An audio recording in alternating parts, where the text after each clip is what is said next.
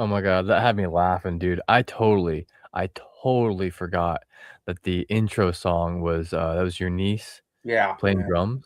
yeah, yeah, Yeah, I forgot about that. yeah, If yeah, anyone's out there's wondering, we got copyright claimed on our song, which is weird because, it yeah, was a copyright-free song, yeah. but whatever. We used it for, like, a year or so, maybe things changed. I don't know. Yeah, But, yeah, yeah. yeah, So cracked yeah, me up. If anyone's wondering, that's what you're yeah, hearing. yeah. Anyways, welcome to Blue Jackets, everyone. It's a fun Blue Jackets themed podcast. My name is Kevin, and joining me tonight is my co-host, Hefty Duck. And as always, we invite people to come on the show. Where if they do or don't, different story. There's always next time. Maybe we'll get a fun surprise, like from like Ian or Harry or someone. But anyways, a lot of stuff going on in the Blue Jackets world. They played 4 games since our last show. They've won 3 out of 4. Should have been 4 out of 4. Oh well, still good. A lot of good moments in those games, and we're going to talk about that. The Blue Jackets get Connor Garland in a trade during the trade deadline. We're going to talk about that. What does that mean for the Blue Jackets? We have some, more Big Ten hockey news to talk about. Blue Jackets prospect Caden Lindstrom, who plays for Michigan State, scored 2 big goals for Michigan State. We're going to talk about that. Big Ten hockey tournament is here. We're going to talk about that. The seedings are here. Who got what? And so much more. Welcome to the show, everyone.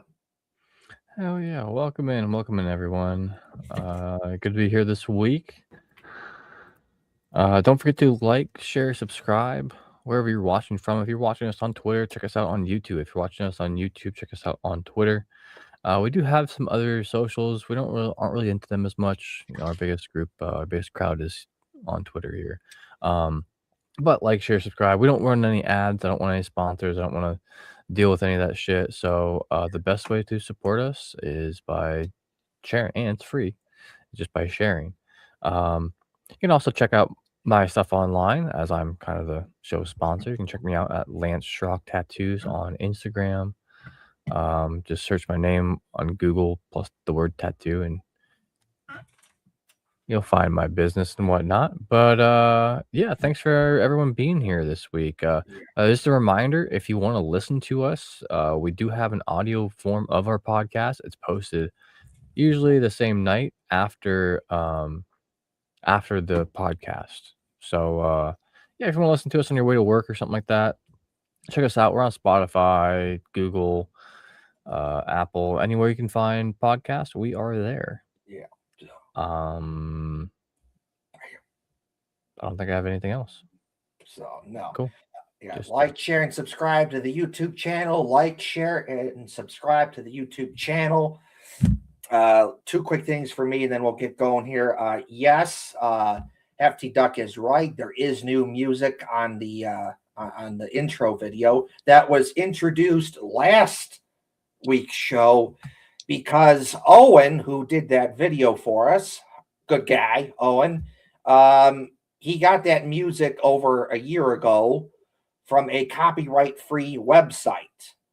And then, when you get a thing, oh, it's copyright, it's like, come on now, dude. Like, come on now. It's just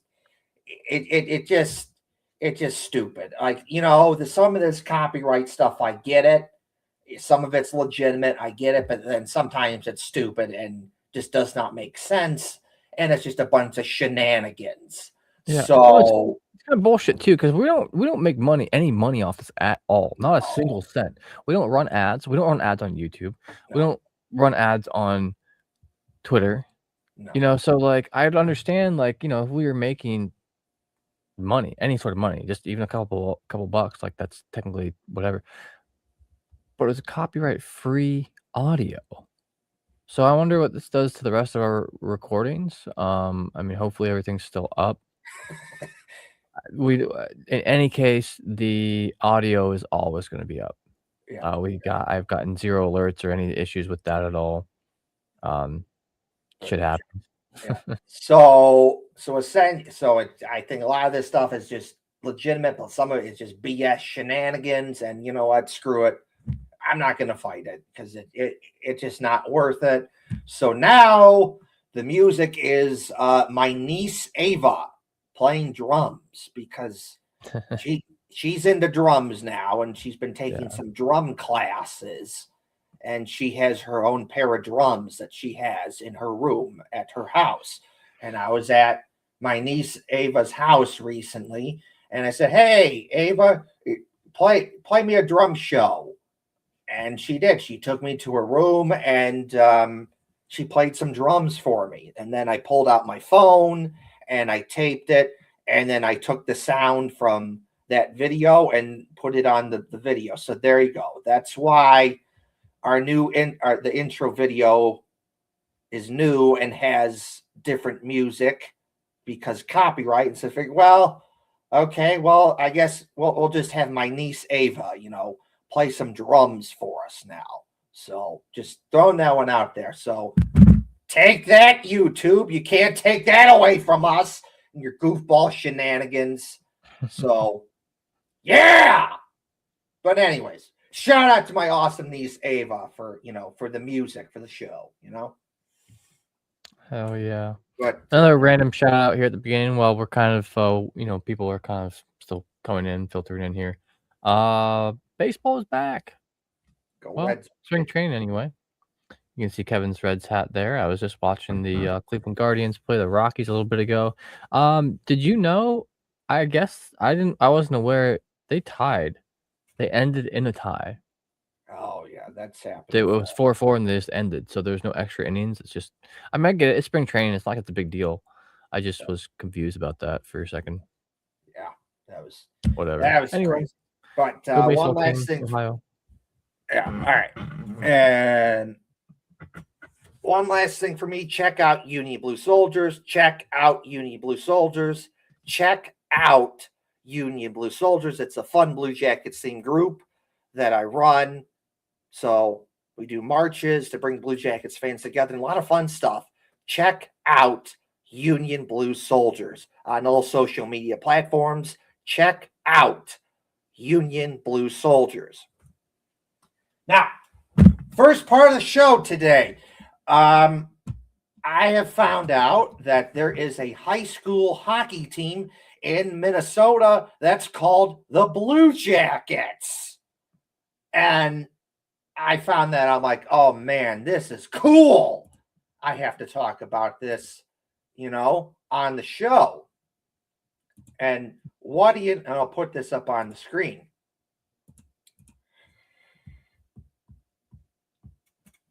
What do you know? The Blue Jackets from the high school hockey team in Minnesota, they are in the Minnesota High School Hockey State Tournament. So shout out to the Hibbing/Chris Home Blue Jackets in the Minnesota High School Hockey State Tournament. Best of luck to ya. I know who I want to win the Minnesota High School Hockey Tournament.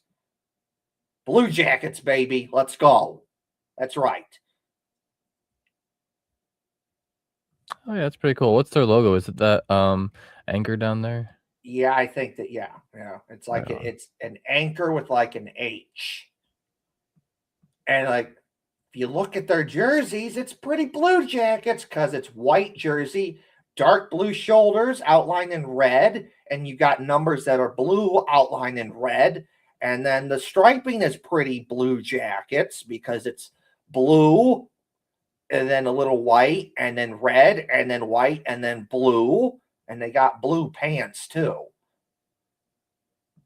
Huh. Yeah, it looks like it might be like a combined school team. So maybe like that's just their team name and not the school mascots because it says Hibbing/Chisholm, Yeah, the Class A state hockey tournament. So I don't care. But it's like high school age kids, but I think it's a senior league or something. but who doesn't matter. They are in the Minnesota High School Hockey Tournament. No, So that's best pretty of cool. luck to you, Blue Jackets. I know who I want to win in the Minnesota High School Hockey Tournament. But anyway. Pretty cool. And and I got some goals from the high school hockey tournament up in Minnesota show too later. But that's here in different part of the show, because I'll just say this and we can move on to something else. Is I've been to Minnesota many times, like 4 times for hockey, all Minnesota Wild. But one time I was there, it was also the same weekend as the Minnesota High School Hockey Tournament. And their hockey culture up there is ridiculously good. All the bars and the restaurants and stores and hotels are packed, and all the bars and restaurants have all the high school hockey tournament on the TV, and they sell out 18,000 plus for like every game up there. And obviously the Wild are big up there, and it's just wow. And it's like, I wish that other places in America had the hockey culture that Minnesota does. And the thing is, but like Columbus, it's getting better. Their hockey culture is getting better. And obviously the Blue Jackets have a big part because of that. It is getting better. Is it Minnesota? No, but it's getting better. And I think it'd be cool if one day if it was like that, because it's just really cool. So I'm just going to say, if you're looking for a hockey event that's not Blue Jackets, go up to Minnesota, because it's just wow. When they say that they're the state of hockey, they mean it. It's everywhere up there, and it's just a great place to see a game. So that's just me, though. So that's that. Now, one last thing before we really get into the more big stuff is that I need to call this out. There is a mindset that needs to be stopped. People have this mindset that, oh no, Ohio State football, it's the same time as the Blue Jackets. The Blue Jackets have to change the start time. Derp, derp, derp, derp, derp. No, we're not doing that. Hell no. Hell no. I've seen this time and time again. And you know what? No. Because you know why? Columbus is big enough to support both. The Blue Jackets have been here for 25 years now. They're big enough to where the Blue Jackets are big enough to have a fan base that shows up for them regardless. They've shown it time and time again. This past November, Ohio State football had a home game and the Blue Jackets at the same time. Be like, oh no, we have to move the start time. Nope, neither team did it. Neither team moved the start time. It was going on at the same time, and both teams had good crowds for both games. And then Ohio State had a big bowl game in December against Miami at the same time as the Blue Jackets game. And people are like, oh no, the Blue Jackets have to change their start time. No, that did not happen, because Columbus is big enough to support both. And what do you know? Both games got good support. Also, the game was in Texas. That should not affect you one way or the other, but that's besides the point. And also, so knock it off with that nonsense. And there's this. This has happened twice now. Well, actually 3 times. It's happened 3 times where the Blue Jackets and the Crew have had a game going on at the same time. And neither the Blue Jackets or the Crew changed their start time. They had it at the same time. And everything was fine. Nothing bad stuff. No one was like, oh no, we have to change the start time. No, none of that. Because Columbus is big enough to support both. That's the mindset that people need to have. This is not like 1952 anymore, where Ohio State's like the only thing to do in Columbus. because a lot of that, in my opinion, that's where this mindset comes from. It comes from people that are still stuck in the past, where they only view Columbus as just Ohio State. And you need to stop doing that. Stop. Get rid of that mindset. Flush it down the toilet. Throw it in the trash. Because that is not Columbus anymore.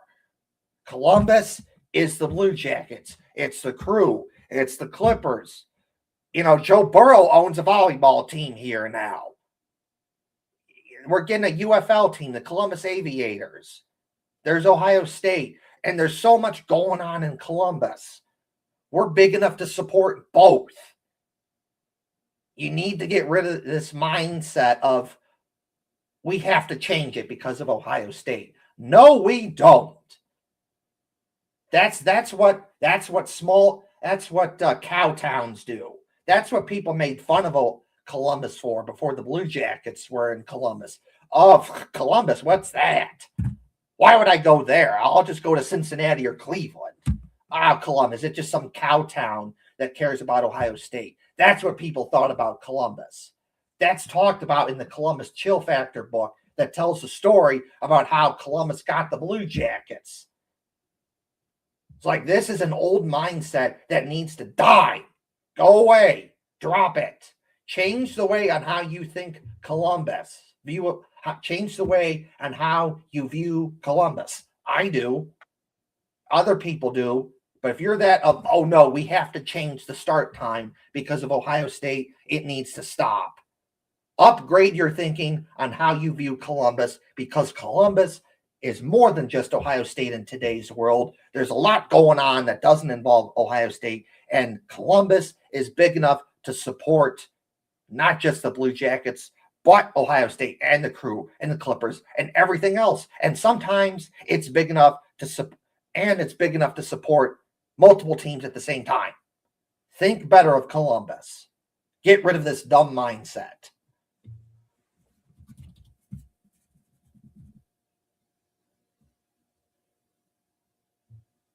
Yeah, it's kind of ridiculous.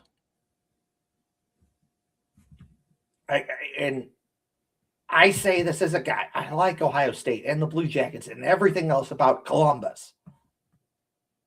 But no. Get rid of this mindset. Get rid of this mindset. That because no other city, from what I've seen, thinks like this. I can tell you, I live in Illinois, in the Chicago area. Do you think like the Cubs care if like the Blackhawks have a game on the same day, at the same time? No. They have it anyways. Who cares? Because they understand, Chicago's a big enough city to support both. There's some people that, I got tickets to go see the Blackhawks play today. I guess I really like the Cubs, but, I guess I'll go see the Blackhawks today. Or it's the other way around, I got tickets to go see the Cubs play today, and, the Blackhawks play too, and I want to see them, but I'll go see the Cubs play. Like, other cities are like that. They don't have this, oh no, we have to change it because, it's one sports team. Like, no. And I've seen Columbus time and time again where it's like, the Crew are playing at the same time as the Blue Jackets. Or the Clippers are playing the same time as the Crew. Or this past November, it's Ohio State and the Blue Jackets at the same time. What do you know? No one changed the start time. And both were supported with good crowds, good attendance at the same time. Because Columbus is big enough to support both. Get rid of this stupid, pathetic, idiotic nonsense of, oh no, we have to change the time because of Ohio State. That's old, outdated thinking. Get rid of it. Columbus is big enough to support both. And that is all I have to say about that before we get into our next thing.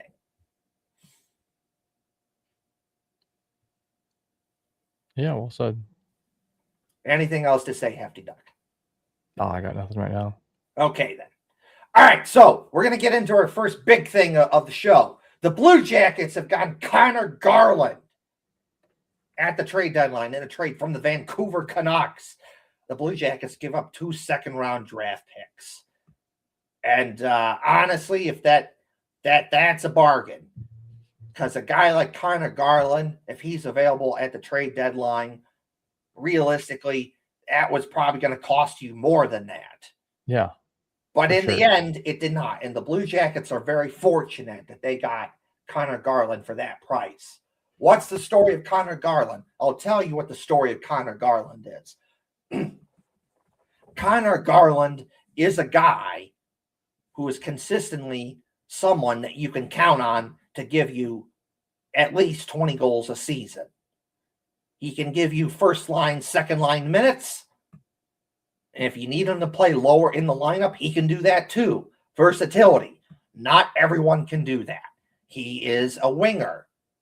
And if you look at what have been issues for the Blue Jackets this season, their second line has been very hit or miss. Sometimes it's a miss, and sometimes it's a hit. And that's not good enough. Like, you can win games playing like that. You can, and the Blue Jackets have. But consistently, no. That's going to hold you back. Because what happens if a team takes away one of your good lines? Oftentimes, you lose. Because if that's the only thing going for you, you're done. So if you're able to spread it out, balance things out, you can still have a better chance of winning more games consistently.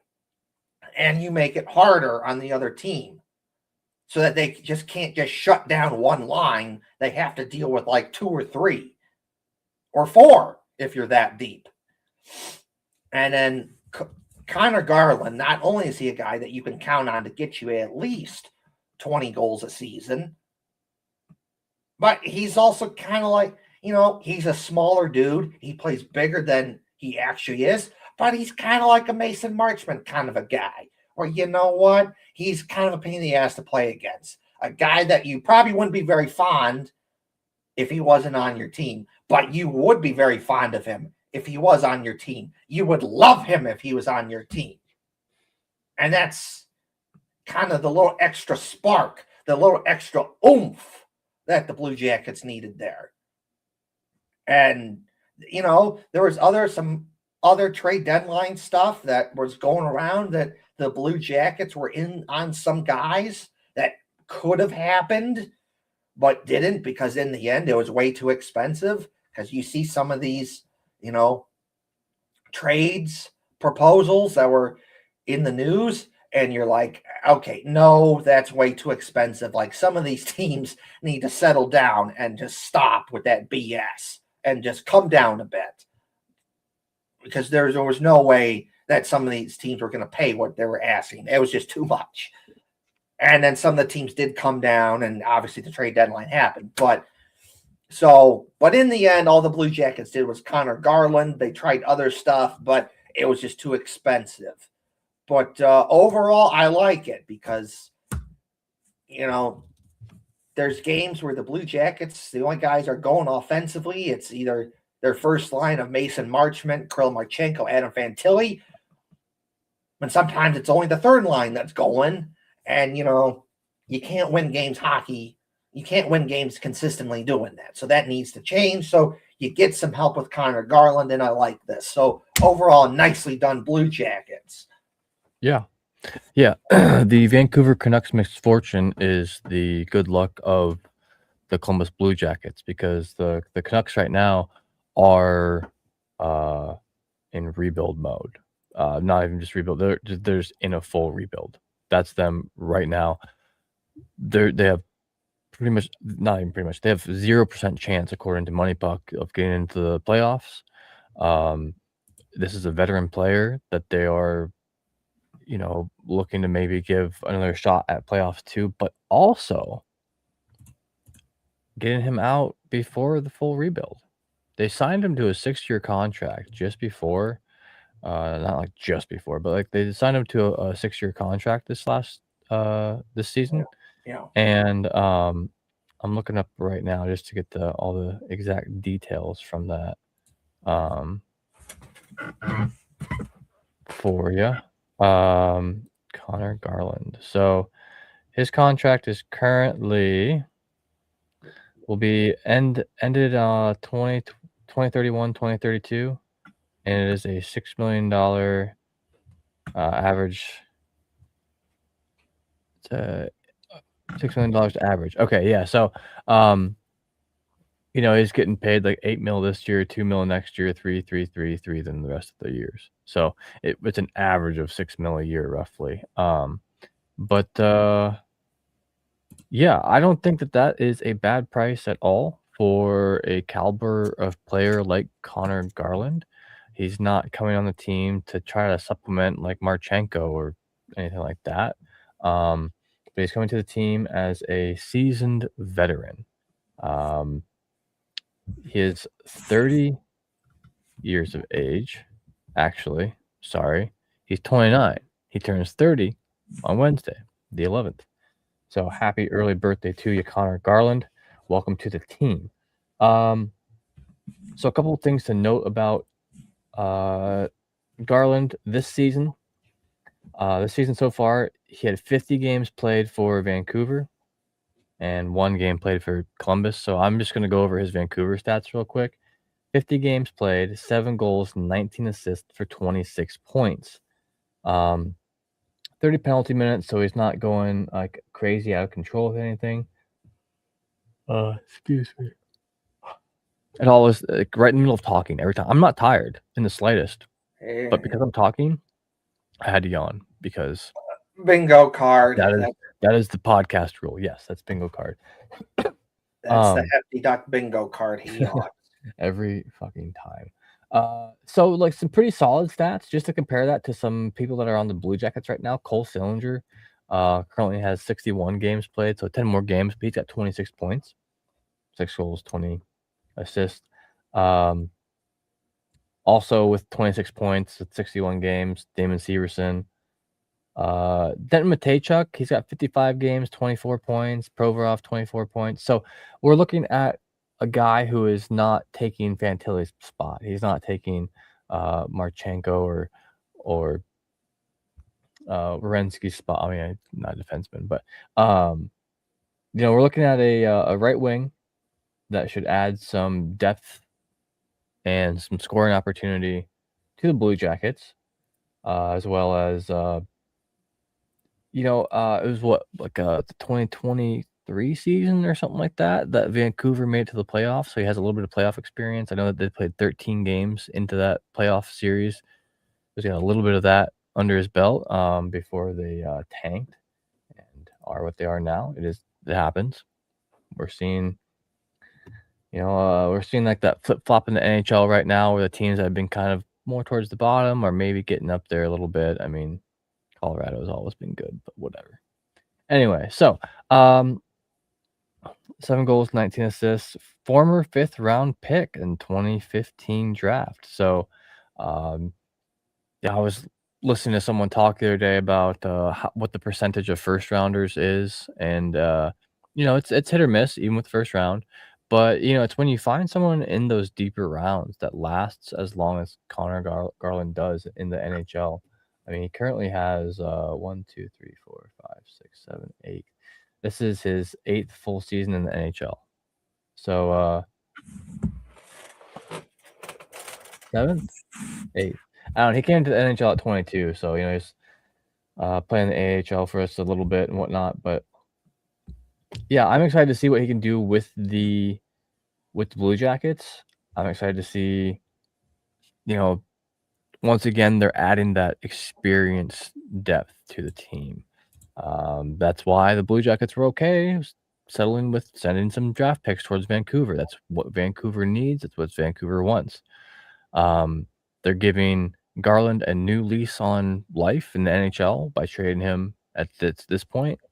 He's got a 6-year contract.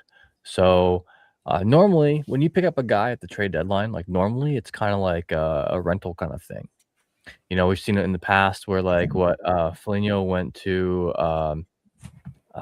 I forget who he went to before he went to Chicago. It was Toronto. Toronto. Yeah, that's right. Went to Toronto just basically just for that playoffs, and then they weren't gonna sign him for enough or whatever. We're all big Nick Foligno fans here, of course. So, he probably wasn't gonna be able to get what he deserved there. So overall, good acquisition by Don Waddell. Good keeping your ear to the streets, so to speak. Um, but let's talk about I've talked about some positives with Garland. Let's talk about something that maybe is and I'll get into something later where like it's not really exactly his fault, but there is something that happened last game that we'll talk about here soon. Um, so he is listed here on Puckpedia as a right wing or left wing, shoots right. Now, I thought somewhere else it said he was 5'10". So here on Puckpedia, he's listed at 5'8", 180. Over on Hockey Reference, he's listed at 5'10", 160. So one has him heavier, one has him taller. Which is it? I don't know. In the NHL, that's not that big of a guy. If it is 5'8", that's really not that big of a guy. I mean, you're looking at no shade thrown here, but you're looking at like a Nick Blankenberg size kind of guy at 5'8".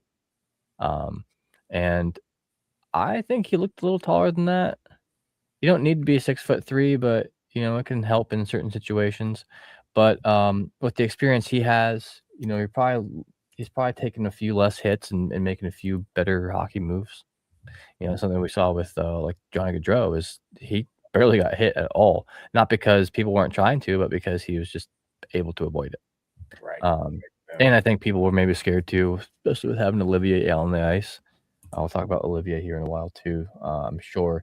So, yeah, size is a little bit lacking, but the rest of the Blue Jackets' size is not. So I don't think that this is going to negatively impact them at all. We've talked about Jet Greaves being a little bit shorter, and this is not the same. Like he doesn't have to, block shots that are coming out his head. Maybe it can benefit him. You never know. So, yeah, that's pretty much all my thoughts on it. It's a good pickup.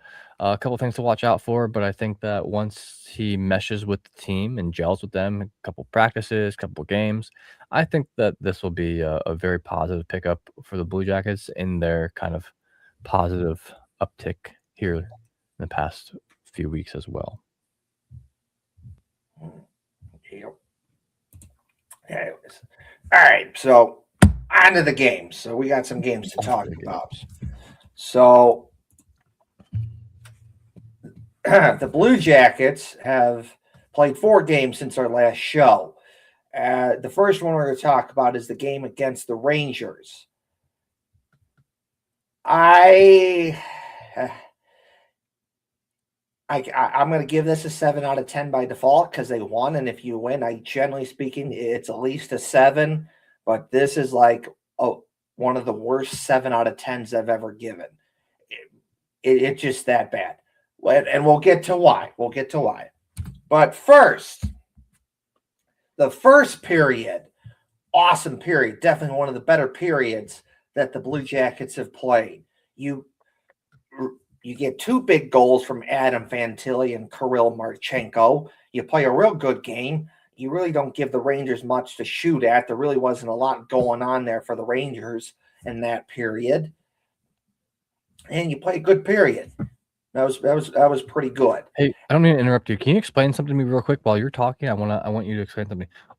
I don't remember for the life of me what happened with that 2-minute penalty for unsportsmanlike contact. I forget. I'm just blanking right now. What happened? Okay. Well, essentially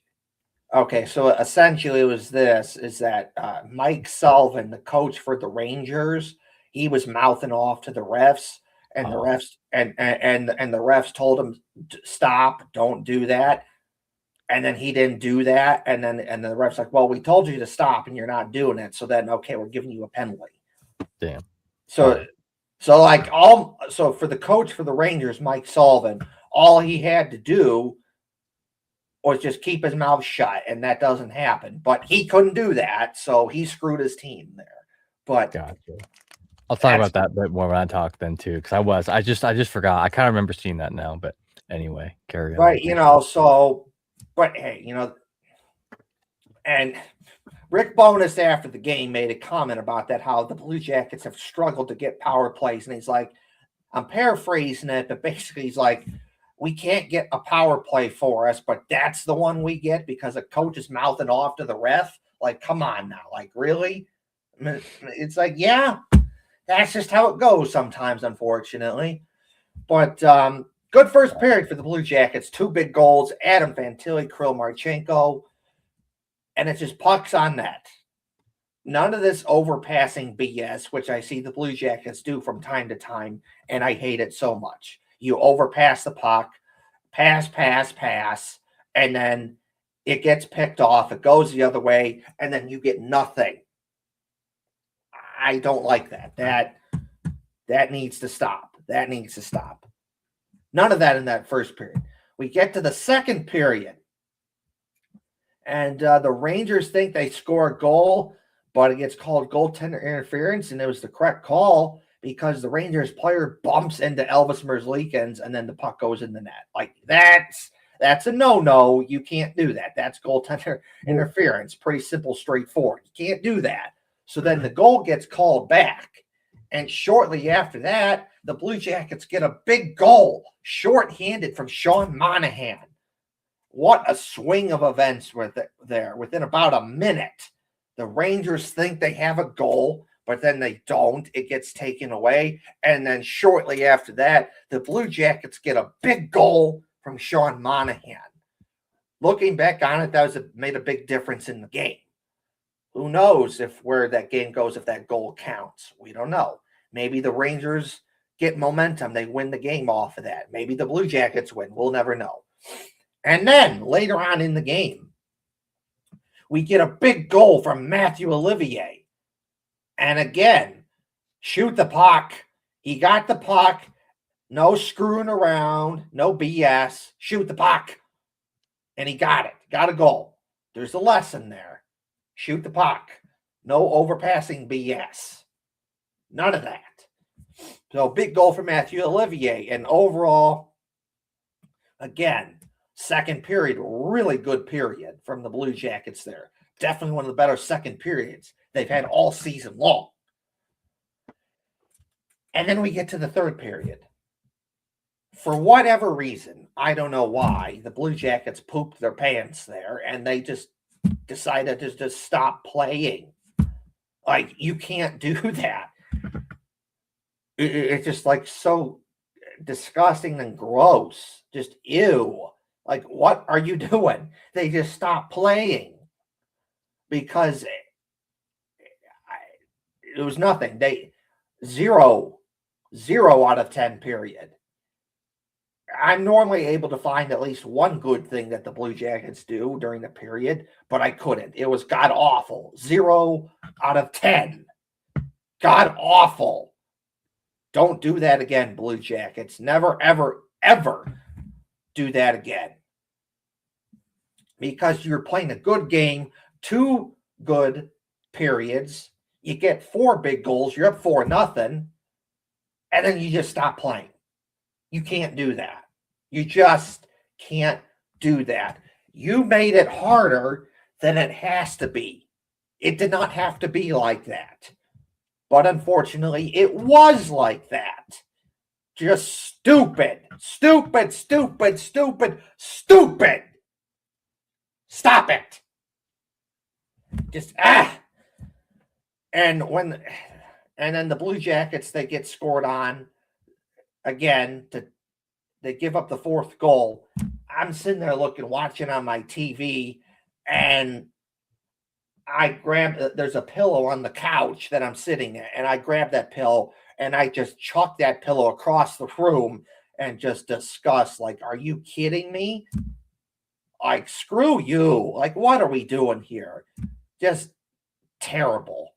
God awful. I hated it. But it goes and then it goes to overtime, which it should not have gone to overtime to begin with. Like, no. Again, you made it harder than it had to be. You gave a freebie point to the Rangers, and you kind of almost blew it in overtime too, because the Rangers had some good chances there. But in the end, you did not blow it because the Blue Jackets get a big goal from Kirill Marchenko to win it in overtime. And the way he set that up was perfect. He gets the puck, it's a 2-on-1, they get in the offensive zone, and he can't, and Adam Fantilli, he's on the right side of the ice, left-handed shot. So, I understood if he would have passed that because that would have been a perfect setup for a one-time shot. One-time shot, you either want right-hand shot on the left side of the ice or left-handed shot on the right side of the ice. And if that got to Adam Fantilli, in my opinion, that was going to be a goal because it was just perfect. Left-handed shot on the right side of the ice. And Kirill Marchenko, he kind of made it look like he was going to pass it to Fantilli. And then at the last moment, he shot it and scored and just blew it past the Rangers goalie, Igor Shesterkin. Awesome goal by Kirill Marchenko. Awesome shot. So that's why I say it's 7 out of 10, but a bad 7 out of 10. Because for those two periods, you played a real good game. You got 4 goals. And you were god awful in the third period. What the hell was that garbage? And then you redeemed yourself in the overtime period by getting the big goal. So, that's 3 of the 4 periods that you played were good. But that third period was god awful. So, you clean that up, it would be way better. But still, minus that third period, it was a pretty good game. So, other than that, nicely done, Blue Jackets. You got a big win, 7 out of 10. I totally get what you're saying here, and the two good periods. I personally, so this is a win, so it's better than a 5 out of 10. Yeah. But it was almost like you're trying to lose. Yeah. Well. In the third period. I'm gonna go ahead and give this one a 6 out of 10. I'm happy that they won. It's better than Yeah. the 5. It's Yeah. better than just mediocre. But holy shit, boys. Yeah. Dude, you had it in the bag. It never, ever should have got there. You were up 4-0. 4-0 to start the third period. All you had to do was keep them from scoring 4 goals in one period. Yep. So how did the Rangers manage 4 goals in one period? I will tell you how. First period, shots on goal. Blue Jackets 10, Rangers 4. That's why the Blue Jackets were up early. They let them get 4 shots in 20 minutes. That's sad, Rangers. That is really sad. Second period, Blue Jackets 9 shots on goal. Now there was more attempts, but shots on goal is a shot on goal. It's different than an attempt. But anyway, so Rangers 12. So 9 for Blue Jackets, 12 for the Rangers. 9 more for the Blue Jackets again in the third period. You want to guess? Have you looked? Do you know how many shots that the Rangers had in the third period? No. That is more. That is 1 more shot than they had in the first 2 periods combined. That is literally the majority of half their shots. Over half their shots came in the third period. And so we got to start looking to why were they able to take so many shots? Was there a bunch of penalties? Was there a bunch of power plays? Why are they ripping shots left and life? No, not a single penalty from either team in the entire third period. So what are we doing? This team, the Blue Jackets, has a tendency, whatever coach they've had this year, whatever coach they had last year, they have a tendency to, I don't think they're sitting back and relaxing. I think they're turtling, and it's biting them in the ass because, their goals for is like 10th or 8th in the East, right? Their Right. goals against is like 3rd. So Obviously there's something somewhere going weird with the defense. We're gonna have to start looking at the dreaded stat that no one likes, the plus minus, to kind of think about, well, who is on the ice when all these goals are being scored, when all these shots are being shot, Yep. and how can they remedy that, by playing better defense. Because the fewer shots you can hold a team to, the fewer they're just not going to score as much. It's not possible. Anyway, but third period comes around, and who else starts the goal scoring but none other than former Blue Jacket, former LA King Vladislav Gavrikov. That was his 10th goal of the year, 30 seconds into the third period. I remember seeing that goal and being like, "Oh shit, here we go."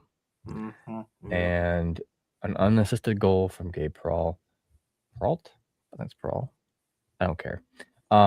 Will Bargan, the third goal, and then Gabe Peralt again to tie it up with just under 5 minutes left to play in the game.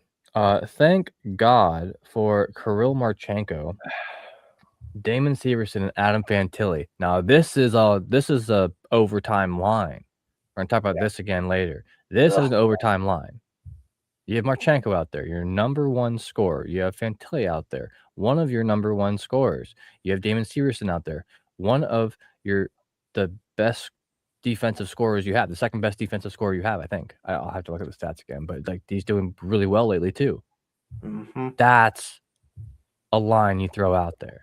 Yep. I'm gonna bitch more about this later. Me too. My goodness. Yeah, and so absolute great shot.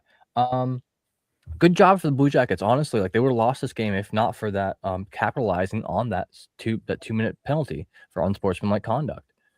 Good for them for capitalizing on that because that was needed.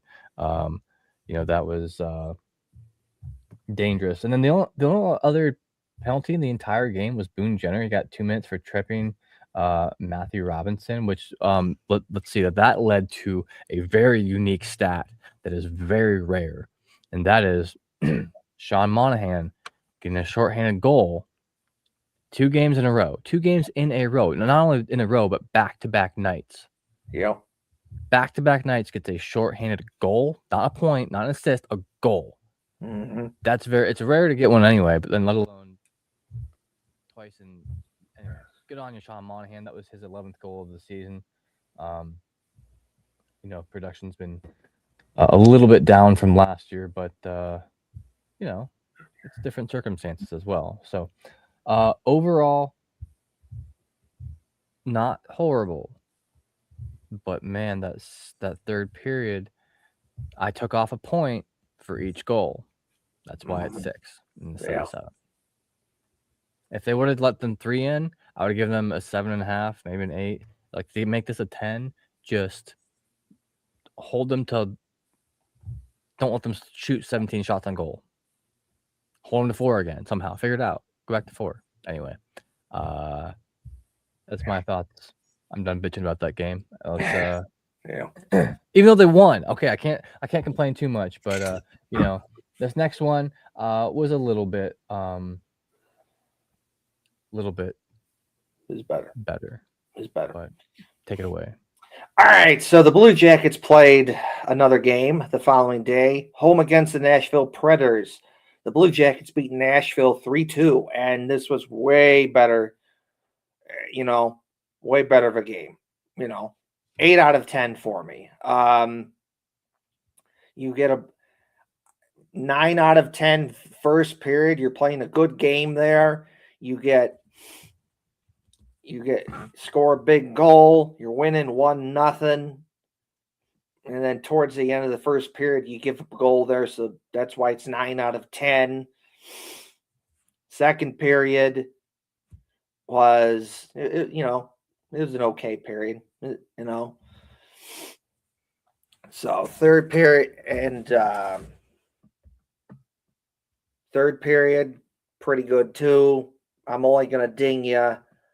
It's 8 out of 10 because you gave up 2 goals. But, other than that, it was pretty good. And you get 2 big goals from Matthew Olivier. So overall, pretty good, you know, game there by the Blue Jackets. And Oh, that was Florida. I'm Not sorry, you're right. That was Florida. That was you're good, Florida with you're good. the Olivier two goal. I Uh, misspoke last I was talking to this was the night Monahan got his second that's shortened right. goal. Monahan got the goal. Sean Monahan Sean Monahan got the goal there. We got and Adam Fantilli, Sean Monahan with the goal, and Coil. so yeah, so pretty good. Oh, Charlie Coyle. So it was Adam Fantilli, Charlie Coyle, and Sean Monahan. Sean Monahan. Big goals. So nicely done, Blue Jackets. You played a pretty good game there. 8 out of 10. Nicely done. Nicely done. Yeah, I would have to agree with this. This is definitely an 8 out of 10 for me, and, like, it's a good 8 out of 10 as well. Yes, yes. Um, the couple mistakes that were made that led to some goals were pretty typical, just hockey mistakes, but also they've been haunting the Blue Jackets a bit, but not as much lately. Um, stupid penalties. Stupid penalties. Mason Marchment, you have to be careful. You, have a bit of a reputation around the NHL. When shit like that happens, they're gonna call you. Um, especially if it's against someone with a reputation like Nick Blankenburg, who is, you know, all heart, no quit. Good guy all around. Definitely liked him when he was here for the Blue Jackets, but I think he's a good fit for Nashville.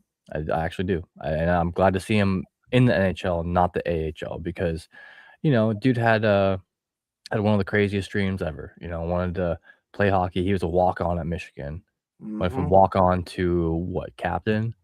He essentially captain, and he became one of the best players that Michigan had. Yeah, And interesting enough, because how he got with the Blue Jackets is because obviously they had Kent Johnson already, and the Blue Jackets would send their scouts and their other people within the organization to go up to Michigan to watch Kent Johnson play, to do a little scouting just to see how he was doing.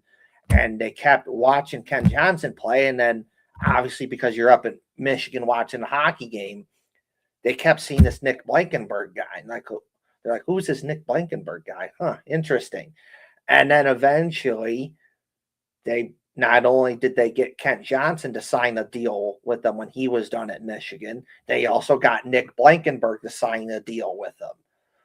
So, like, that, you know, that's a story right there, is that he was a walk on at Michigan, which that sort of thing, generally speaking, is probably not going to happen because Michigan's, especially at Michigan. especially at Michigan, because Michigan is always good at hockey. You're Like, recruited from high school by Michigan. You yeah, don't walk on. yeah, yeah, yeah. So, like, that really doesn't happen, generally speaking.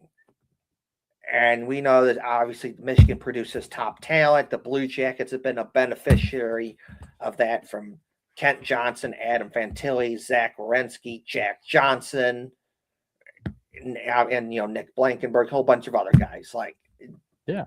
So, for Nick Blankenburg to be in Michigan where he was and go to where he was to where he's now a captain and one of the top guys there, that's saying something, to where he was earned his way there and that good, and then gets a spot with the Blue Jackets. Now he's with Nashville. So, yeah, that guy is definitely, earned it. Oh yeah, for sure. Um, yeah, just very, very good for him for getting out of the AHL as well. He's got 49 games for him this year for Nashville and 21 points. That's pretty good. Yeah. Pretty good for a defenseman there. So anyway, yeah, just be careful, Marchment. Like I said, you got a reputation, especially when you're going up against nice guys. They're they're not gonna feel bad for you in the slightest. Because that did lead to a power play goal. Philip Forsberg tied up the game. It was like really close to the end of the power play too, but shit happens. At least they didn't start out the second period with the power play, I don't think. Um, but they let Ryan O'Reilly score an unassisted goal in the second period. Overall, pretty good period. Um, the difference maker here was, yeah, you had no penalties, but, they held Nashville to just 25 shots on goal this whole game, and that helped. That definitely helps. Because then we get to the third period, and, Marchenko had a high stick against Roman Josi. That led to wait, sorry. Wait a second, hold on. How did this happen here? 1 minute 52. So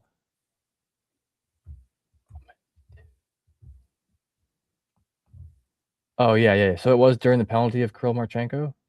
Yes, okay. So Kirill Marchenko got a penalty, he's in the box, and Sean Monahan once again comes up with a shorthanded goal. This is what I was trying to talk about last game. So the Sean Monahan ties it up. This brings it back to 2-2, and, this is a home game, so that definitely riles up the fans. That gets everyone on their feet, gets everyone going, and especially in the third period, you need that. That can help swing the momentum in your favor, at home a lot, and that's kinda what happened. They just kept pushing and pushing, and eventually, Coyle deflected a, shot from Severson into the goal. That's right. So, good on y'all. Good on you boys. Lots of great hockey out there that night. Stay out the box, 8 out of 10. Very nice. Very nice. So, on to the next game. The Blue Jackets beat the Florida Panthers 4-2. This was an 8 out of 10 for me. First period, you play a real good first period. You get a big goal from Ivan Provorov. And again,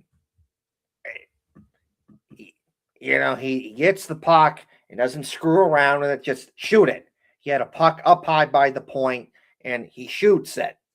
No screwing around. And when a puck goes in, because goalie it bounces off a Florida Panthers stick, and there's like 5 guys in front of the net, and Florida's goalie Danil Tarasov can't see it, and it goes in. It's amazing what happens when you shoot the puck. Put the puck on the net. Good stuff happens. So they get a big goal from Ivan Provorov. Overall, pretty good period. Second period, really good period. You're up 3-0. You get 2 big goals you get one. You get 1 goal. It's 2. The third goal happened in the third period. But the second period, you get another big goal from Matthew Olivier. And again, puck up high, it's shot, puck bounces off of Matthew Olivier's stick in the net. Shoot the puck. None of this overpassing BS. And overall, again, another good period. You didn't really give the Panthers much to shoot at, and you played a real good game. And first 2 periods, you were on them. They did not have nothing to shoot at. And on top of that, when they did have the puck, there was really nowhere to go. Because as soon as they had the puck, someone was right on him, and Blue Jackets took the puck away. Or if they didn't, because they're right on them, it caused the Panthers to do turn the puck over when they probably didn't want to do that, but they did it anyways, because when someone's right on you, you're under pressure, you're going to do stupid stuff that you normally wouldn't do. And that's what happened. So overall, good 2 periods. The third period, the first 10 minutes of that third period was awesome. You're playing a real good game there. You get a big goal from Boone Jenner there. And that is set up by a good shift in the offensive zone. And then there's a puck battle along the boards. Kent Johnson wins it. And then this is Kent Johnson being Kent Johnson in a good way, which is how he does this stuff. I don't know, but he does it where he'll do this thing where he does a no-look pass, and then the Blue Jackets will score a goal off of it. He did this last season. One of the best passes he's ever done is the Blue Jackets are playing the Capitals, and he has the puck right in front of the net, and I'm like, oh, shoot it, shoot it, shoot it, and he doesn't shoot it, and I'm like, oh my God, what are you doing? Why aren't you shooting it? Gotta shoot that. And then instead he does like a no-look pass, backhand pass thing, goes to Adam Fantilli, he shoots and scores. And it's like, okay, you know what? Sorry. I'm just going to shut up. I'm not going to say anything anymore. Sorry. Well, he did that same exact thing. He wasn't right in front of the net, but it's a similar idea. There's a puck battle by the boards. He wins it, and he does this like no-look backhand pass thing to Boone Jenner, and then Boone Jenner shoots and scores. And it's like, wow, awesome play. Like, how does he do that? But that's Kent Johnson. Kent Johnson will do stuff like that time and time again. He'll give you some goals. He's got an underrated shot, but where he really shines, he's really good at passing the puck, and he will do stuff that most people on the Blue Jackets don't do.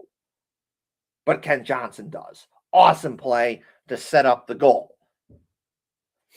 And then we get to about the 8-minute mark in the third period, the Panthers get a goal. And then after that, for whatever reason, it goes down the toilet. Like the Blue Jackets stop playing. And it's like, what are we doing here? You were playing a good game here for 99% of this game.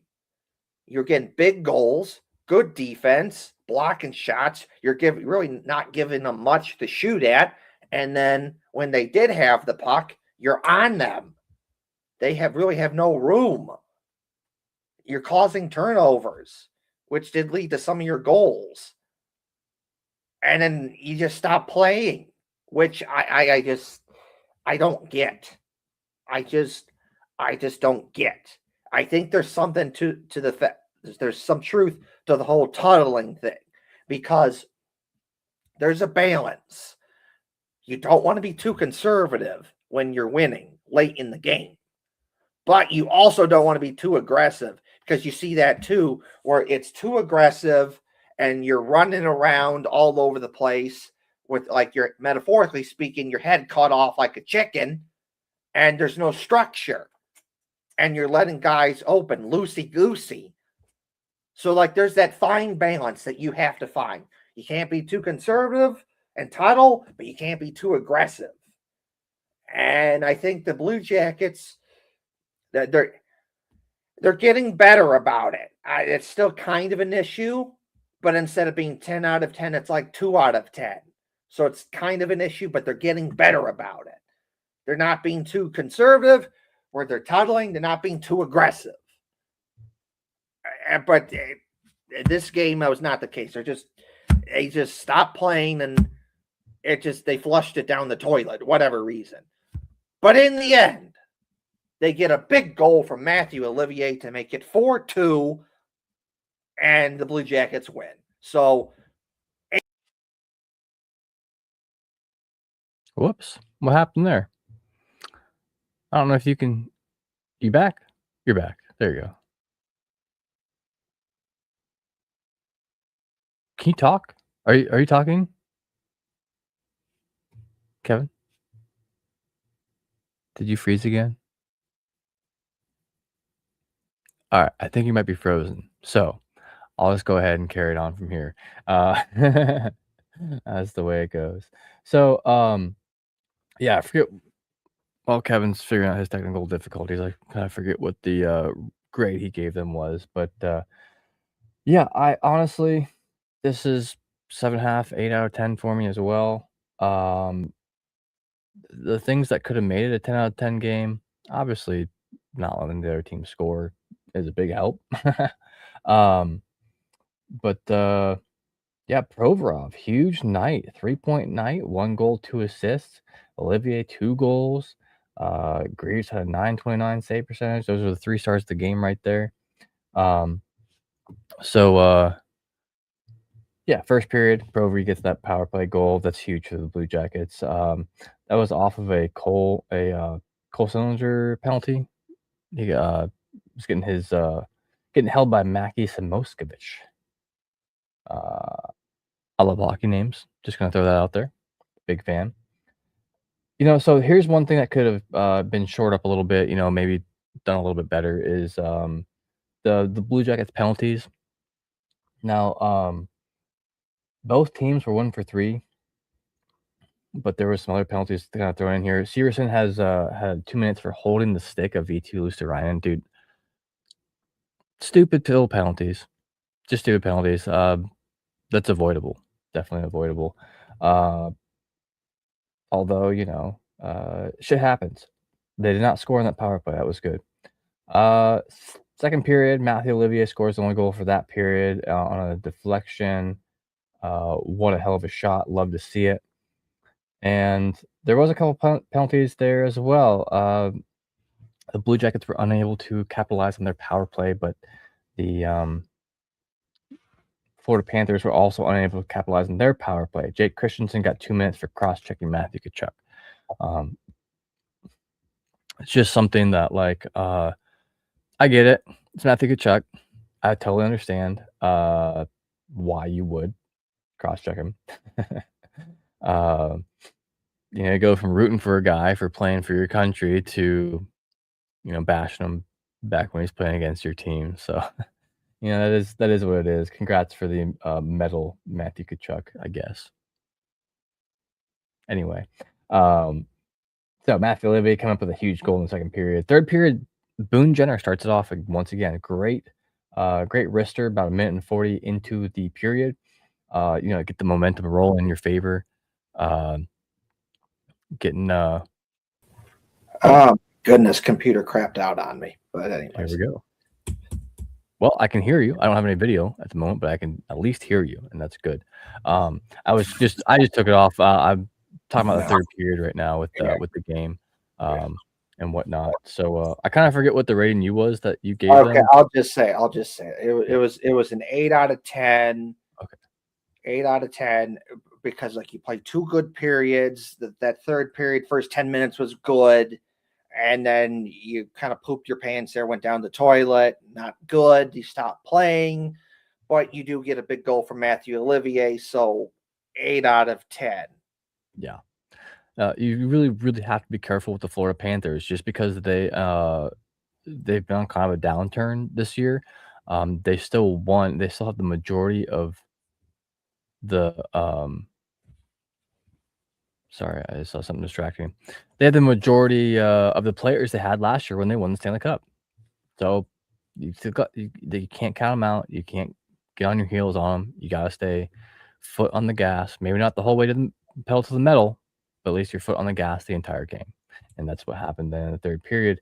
Um, Boone Jenner starts it out good, like I was saying. I gave this a 7.5 or an 8, but it's kind of how last game was a good 8. This is kind of a more bad 8, just Yeah. because of the third period. And dude, once the other team scores in the third period against the Blue Jackets, I start to shit my pants a little bit because Right. it's just time. It doesn't matter how good you are if you're mentally breaking down.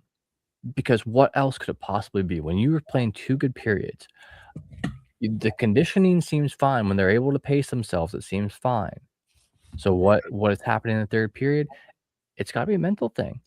You know, it happens on from every level from Pee Wee on up. Baseball, they call it getting the yips. Sometimes you get in your own head, and you can be the most talented player in the world, and you just flub it. Um, anyway, Nico Mikla scored for Florida then, just under the 10-minute mark, and then after the 10-minute mark, it kinda went downhill because there was a pretty weak penalty. Kirill Marchenko got a penalty for holding, Dmitry Kulikov, and less than a minute into the power play, Sam Bennett scores, and talented player. Luckily for the Blue Jackets, they, were able to hold it together, and Olivier got the empty net goal. So that was big because that was just the icing on the cake, and that was that was with, less than 2 minutes left to go. So that's huge because at that point, they can continue to try to pull their goalie and continue to try to shell the net, but you just made it that much easier for yourself and your team to get that empty net goal. Um, yeah, I just wanna talk about the other penalties a little bit. Uh, I mean, when you take penalties, if they're even, I have 0 complaints, not even a little bit, dude. You gotta stick up for yourself, because the refs aren't always gonna do it for you. So when Sabrango and, Branson kinda got into it a little bit and they both had roughing against each other, I'm fine with that. Um, the shit I'm not fine with is, like, the holding the stick of E.T. Ryan by Severson. I like holding penalties. Holding, like, I get how it happens, you're both going for the puck, but, like, just I don't know, I'd rather see someone trip someone than hold them. I really would, because like, at least it's an accident. How do you accidentally just, just don't let's just open your hand, just let it go. But I get it, you're always trying to push the limit of what you can do in a professional league because any possible edge and, that you can gain, you need to get. And, uh, that's why we see soccer players doing as many flops as they do, is they're trying to gain the edge. And maybe they're trying to get a breather for the team and maybe a drink of water too. But, we don't say that in hockey, but still, you gotta, you know, force a penalty sometimes. Anyway, yep, it's, 8 out of 10 for me. Even though you won by 2 goals, you made it a little bit scary in the 3rd period. Uh, don't like that. On to the shit show that was last night's game. Yeah. So the Blue Jackets lost to the Utah Mammoth 5-4, and this is a game that they should have won. I'm just going to say it. This is a 6 out of 10 for me because there are moments where they're playing a good game in that game. And then all 5 goals happen because it's just dumb brain fart moments. The thing about Utah was they're a very fast team. They want to go, go, go, go, go, go, go. And when you let them go and they're go, go, go, go, go, they're hard to play against. But if you take that away from them, you slow them down, you make them go slow. They have, in that game against the Blue Jackets, they have nothing. And the Blue Jackets did that. And parts of that game where they did not let them go fast, Utah had nothing. The Blue Jackets were dominating that game when Utah had to slow it down. But then the Blue Jackets would just stupid brain fart mistakes, turning the puck over, forcing plays that are not there. It would feed into their Utah's fast go, go, go, go game. That's where they got screwed. You need to stop doing that. You threw that game away. It was a gimme. It just, the 3rd period, you're down, it's tied up at 2, and just like that, you're down 4-2 because of stupid mistakes, brain fart mistakes. What are you doing? No. The 3rd goal that Utah scores, okay, why? It bounces off of Matejchuk skating in. But why does that happen to begin with? Is because you get out hustled to the net so that you have to try and hold on to the guy and hope that you stop him from scoring the goal, and it bounces off your skating in. Like, if you outwork him, get to the net first, you don't have to worry about that. The 4th goal, the Blue Jackets should know better by now. Zach Werenski, if he has the puck in the offensive zone, that he's going to try and do something with it. Whether if he's going to pass the puck, he's going to shoot it, he's going to try and jump into the play, be aggressive, something. You know this. So if that happens, if Zach Werenski or anyone, be's aggressive and jumps up into the play, someone needs to be behind them and back that up so that you're protected. Because what happens if you don't do that? If you don't do that and someone is up into the play being really aggressive and no one's back there, guess what? Breakaway, because no one is back there to protect that part of the ice if it goes wrong. And that's what happened. Zach Werenski, being the awesome player that he is, he sees something in the offensive zone against Utah. So he's a little more aggressive, trying to push it. He just assumes that, hey, someone is back there behind me to protect our team so nothing bad happens. And that's a good assumption because that happens 9 times out of 10. But the one time it didn't happen, it screwed. It screwed the Blue Jackets because you get a breakaway and you hang out Elvis Merzlikins to dry. Admittedly, 4 of the 5 goals, you hung out Elvis Merzlikins to dry. You were not doing him any favors. Just no. And like in the first period, you're playing a good game. You have some chances. You don't put it away, and then Utah gets one. Because why?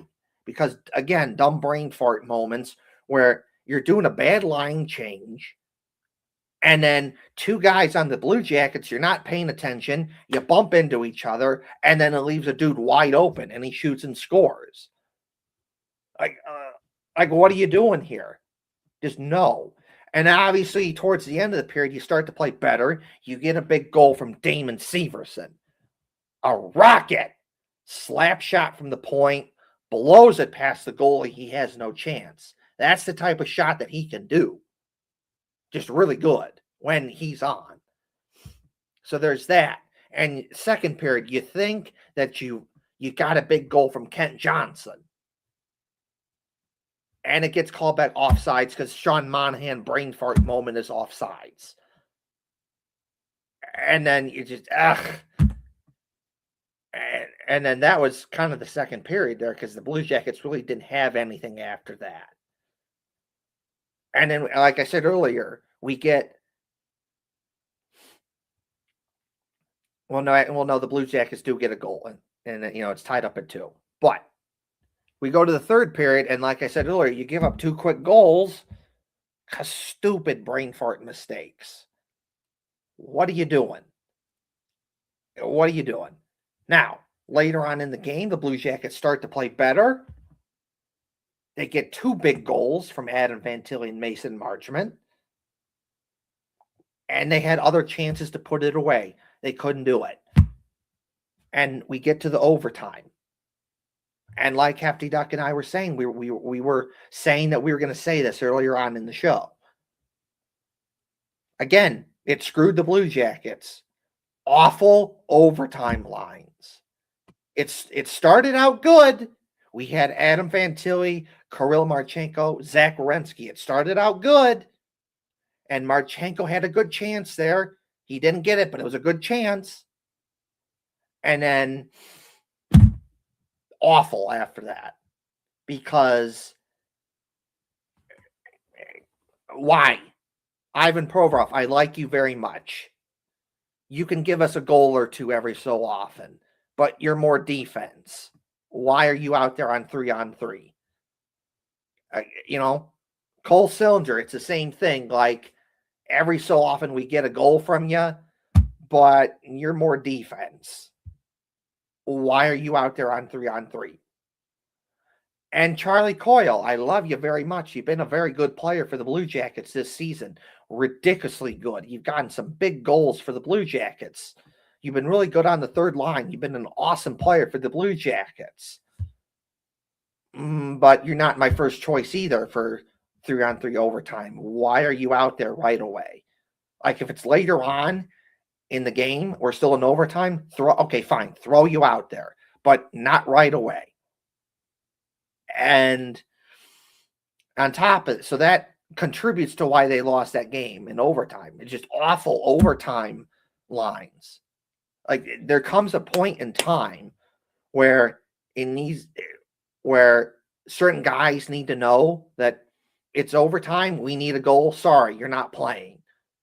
You're not. We need guys that we know for a fact that we can count on to score a goal because it's overtime. We need a goal. This isn't like, the third period with like 10 minutes to go in the game where you still got some time where it's like you don't necessarily need a goal. No, this is overtime. We need a goal. And I need people that I know that I can count on to put the puck in the net. And this is an issue that I've had with the Blue Jackets this season, is that for the most part, their overtime lines have been god awful. We're throwing guys out there that should not be out there. It just no. And then you look at what other teams are doing, and it's like every other shift, they're switching between their top guys. This past October, I was in Minnesota. I saw the Wild play the Sharks. Sharks won in overtime.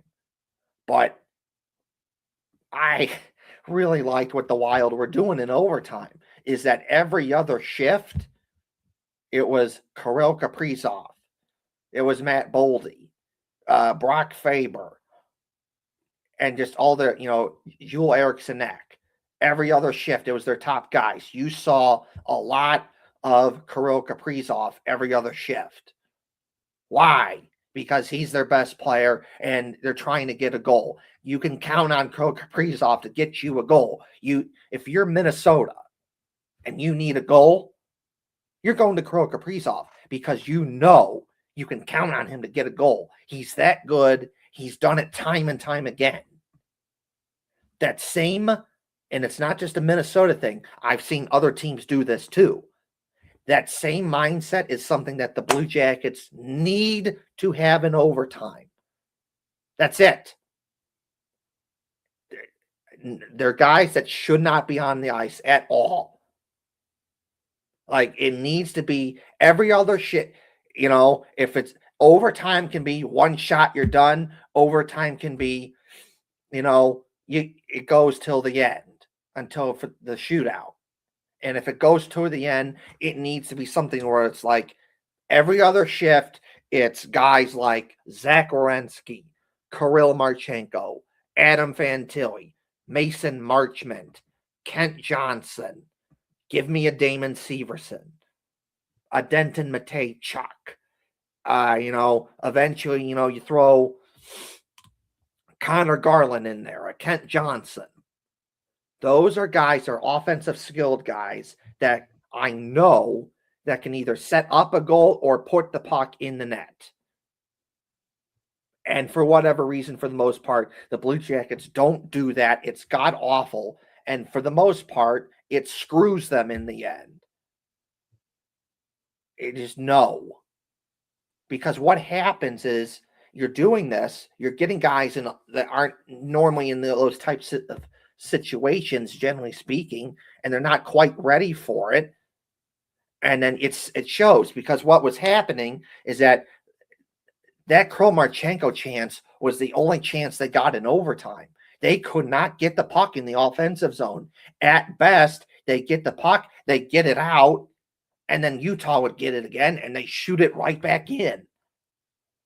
You can only do that for so long. And eventually what happened is Utah got it in, and then one of their best players is left wide open. He shoots and scores, and that's the end of that. So it's like, I hate that so much. Their overtime lines have been god awful 9 times out of 10 this season. Like, it needs to be better. You're screwing yourself here. You're costing yourself games here. It just needs to be better. Last thing I'll say this, and we'll get Hefty Duck in here, is that last season, the Blue Jackets just missed the playoffs by one game. One game. And, they did way better than expected. They weren't supposed to be that good. That's good that they did that. but they just missed by one game. Had they just won that one game, they would have gotten in. And hockey is compared to other sports is so different. Is that if you win and get in, you're in the playoffs, anything can happen. You can get knocked out quickly, you can get smoked, or you can go on a nice run to like the conference finals or the Stanley Cup final. Maybe you win the Stanley Cup. That's just how hockey is. You can go on nice long runs like that. That could have been the Blue Jackets, but they just missed. We fast forward to this season. They're basically in the same spot with some slight differences of where they were last year. They're slightly better than what they were at this point in time last season, but they're basically in the same spot, which is fighting for a playoff spot. It's March. The season ends in April. We still have a long way to go here. However, though, if the Blue Jackets don't make the playoffs, which I do not want to happen, but if it does happen, it's going to be a stuff like this where you keep pissing away opportunities to win the game in overtime because of bad overtime lines or some other moment in the game that cost you the game. Like, they're still in this. They can still make the playoffs. But every game that you lose makes it harder and harder and harder to do. You have to stop doing this. Stop the bad overtime lines and the other dumb bad mistakes because it's costing you games right now. And if you don't make the playoffs, that's going to be why. I hope I'm proven to be wrong. I hope they make the playoffs. So they had put all that stuff together. They had so many chances to put it away, but unfortunately, just dumb mistakes. They pissed it away. 6 out of 10. 6 out of 10. I mean, I'm damn near about to make this a 5 out of 10 for me. This game pissed me off a lot. Oh, did I freeze? Are we back? Am I good? All right, cool. Yeah, just hot garbage, especially when you outshoot them shots on goal, not attempts. 31-23. You got 5 goals to 23 shots went in. 5. Dude, that's a bad night. Like, that's rough for the goaltending and everything. Yeah, first period, he went 1 for 1. Damon Severson showing up big with his 5th goal of the season. Second period, 1 for 1 again. Matthew Olivier showing up for his 12th goal of the season. Then the third period, you let him run up 2 on you before you were able to answer, like, almost 10 minutes later. So Adam Fantilli and Mason Marchment both got a goal. And then in overtime, it was Logan Cooley who made the final shot. So I don't have a ton to talk about the beginning of the game much. It was like penalties. There wasn't even any in the first period. Second period, you got to try to capitalize on that power play. Blue Jackets when Boone Jenner was tripped. Let's talk about the fighting and roughing in the third period. There was some parts of this that I didn't understand, but I understand the majority of it. I'm just going to read them down. This is from the Game Center on NHL.com. So I'm going to start from the bottom and start from the top and go down. So there's going to be some weird repeated names here out of order. Let's just start with Matthew Olivier, 2 minutes for instigating Ian Cole fight. Kevin Stenlund, 2 minutes for roughing Charlie Coyle. So that cancels out. That's a 1-for-1 trade, 2 minutes. But then Charlie Coyle got 2 minutes for hooking Nick DeSimone. I'm assuming that's how you pronounce his name. So now there's a power play for Utah. But then, because of the instigating thing, Matthew Olivier got 5 for fighting Ian Cole. So now there's a 7-minute power play towards Utah. Damon Severson also got 5 minutes for fighting against Alexander Kerfoot. I guess to be fair, these don't really, like, stack, so it's not like they're getting 12 minutes of it's 2 guys are gonna be off for, like, 5 minutes. So then it evens back out a little bit with Alexander Kerfoot also getting 5 minutes for fighting against Severson, so that was even, and then Ian Cole also got a fighting for Matthew Olivier. So far, Charlie Coyle's 2 minutes for hooking is the only thing giving Utah still a power play. But then they gave Matthew Olivier 10 minutes for instigator misconduct. And then 10 minutes, a 10-minute game misconduct on top of that. I know it's very fresh, and a lot of people probably haven't even seen the clip yet, but Rasmus Dahlin, I'm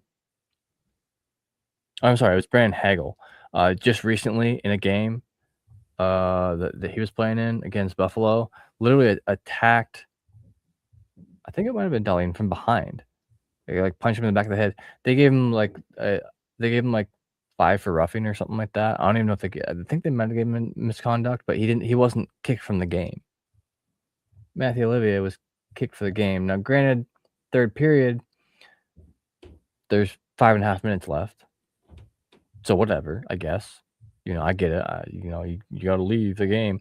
I don't know that it was really instigating there. I just don't understand. It was, they were face to face. It was even. Yeah, nobody wants to fight Olivier. I think that's just part of it. They're scared. I would be. I wouldn't wanna do it. I just have why would you want to? So that gave Utah a power play. It was 5-4 for, like, a few minutes. Not a big deal. It gets killed anyway. That's all the penalty bullshit from that game in the third period. Bad timing. Bad, horrible timing. Like I said, there was less than 5 minutes left in the period. You just scored your second goal 40 seconds before that to tie the game up at 4-4. And now you're going off. I get it. I think that this was just called kind of weird. I'm not sure. Like, I understand their ruling, I understand their calling, but I really don't. I don't know. Just kind of like let them go at it for a little bit, see what happens. Let them get out of their system. Then we enter overtime, and we were talking about this earlier. Remember how I mentioned that? Oh man, that Severson, Fantilli, and Marchenko line. That's a hell of a line for 3-on-3 overtime. 5-on-5 is so different from 3-on-3. It is so different. It's so different than being on a penalty kill. It's so different from being, 4-on-4. 3-on-3 is all about possession. It's all about possessing the puck and choosing your moments carefully. Mhm. So what happens in this overtime is the Blue Jackets go down the ice. They shoot the puck. Good for them. They have one shot, and the puck gets away from them. Now it's in the possession of the Mammoth. So the Mammoth are coming down the ice with the puck, and one of them goes off for a line change. This left. Okay, I'm gonna dog on the dude for a second, but and honestly, I don't think it's his fault. Give me 1 second. I gotta yawn real quick. All right, got a dog on Connor Garland a little tiny bit. This was his first game with the Blue Jackets. As a Blue Jacket, he just got traded. This is his first game as a Blue Jacket. So tell me, one, we just talked about him earlier in the episode. We talked about how I think he's a good addition to this team. 26 points this season. That puts him right in the middle of the pack with the Blue Jackets as well. But in a 3-on-3 overtime that relies on very accurate positioning, spacing, communication, those things have to do with how well you gel with the team, how well you mesh with the team, what kind of chemistry do you have out there on the ice. That's why Severson Marchenko and Fantilli makes sense. They've been playing together for the last 2 years, at least. So they know each other's habits. They know each other's, like, the way whatever. Um, so on the ice at the time of the overtime goal was Ivan Provorov, who in this type of situation where it is all about speed and maintaining possession of the puck, he's a little lumbery out there. He's got some stumps for legs. You know, he can be fast. He's not the fastest guy out there. I just don't think that he's the guy I would have out there in this situation. Um, then we have Sean Monahan. I love this guy to death. I think that he 100%. I don't worry with him out there, but I also think that you're trying to do everything you possibly can to win this game. And although last year he was really high in points on the Blue Jackets, he's not quite there this year. And I mean, I can't bitch. He's got 30 points. You know, he's sixth in points, uh, sixth in goals for the Blue Jackets. So, no slouch. He definitely, might deserve to be out there. Stats aren't everything. And when you have these guys with Connor Garland, who is brand new to the team, first game out there, when he was with the Canucks, him being out there on 3-on-3, I wouldn't even thought twice about it. Like, oh yeah, he's a throw him out there. He's a tried and true guy. You know what you're gonna get. Throw him out there. In this situation, whether it was a miscommunication, whether it was an errant brain fart, whether it was just first game nervousness with the new team, I mean, I would be nervous as hell. You throw me in there on 3-on-3 overtime. Like, that's the amount of pressure that you're under for your first game with a new team and 3-on-3 overtime. I'm not saying that he couldn't have done it and couldn't do it. I'm saying that was not the right guy to put in at that time. At that time. So what happens is when the Utah Mammoth player goes off the ice to make a line change, Garland kind of loses his man. So it's kind of like a 3-on-2 or 2-on-3, whatever. But then the third man from Utah is drifting down the ice up near the blue line. And Garland is a little bit unaware of where that guy is. I don't see him turn and look. So he is, I think, just relying on where he thinks the guy is and playing on a zone instead of playing on a man. Understandable. It's fine. But especially, there's so much going on. It's your first game with a new team. There's so much going on. It's a whirlwind. You just moved. You moved from the other side of the continent. I'm just saying maybe that's not the guy right now. I can't, maybe sometime, maybe someday, give it a couple games, give it, a couple weeks or something like that and try him again. That's whatever. The first game out. That's a lot to ask. That's just a lot to ask. So, yeah, my only question here with that is why are you sending out the guys you are? I've not been too disappointed with Bonus other lines that he has out there. I think in general, the lines on 5-on-5 have been pretty fine. In fact, I thought that they improved almost the minute he got here because I think Evison was reaching for whatever he could and just trying to throw whoever out there with whoever to see what stuck. And I don't think Bonus is quite there that way. I think he is doing this logically with a purpose. 3-on-3. Shit's gonna happen. It's just gonna happen. So overall, 5 out of 10 for me. One of those points gets taken away because of what I believe is a coaching error. And hey, it's gonna happen. I can sit here all day and praise the dude, and he does a great job. But we also have to be critical and look at what where the breakdown was because they didn't win a game.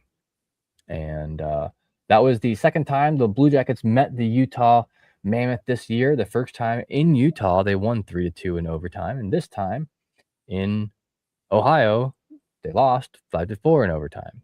So both teams got 3 points off each other this year. Hopefully that 1 point doesn't come back to bite the Blue Jackets in the ass, because I believe that the game between the Penguins and the Bruins just went to overtime, which gives both of them a point. We really need the Penguins to not have gone to overtime there. And then I think that they won the game. The Penguins won. Yeah.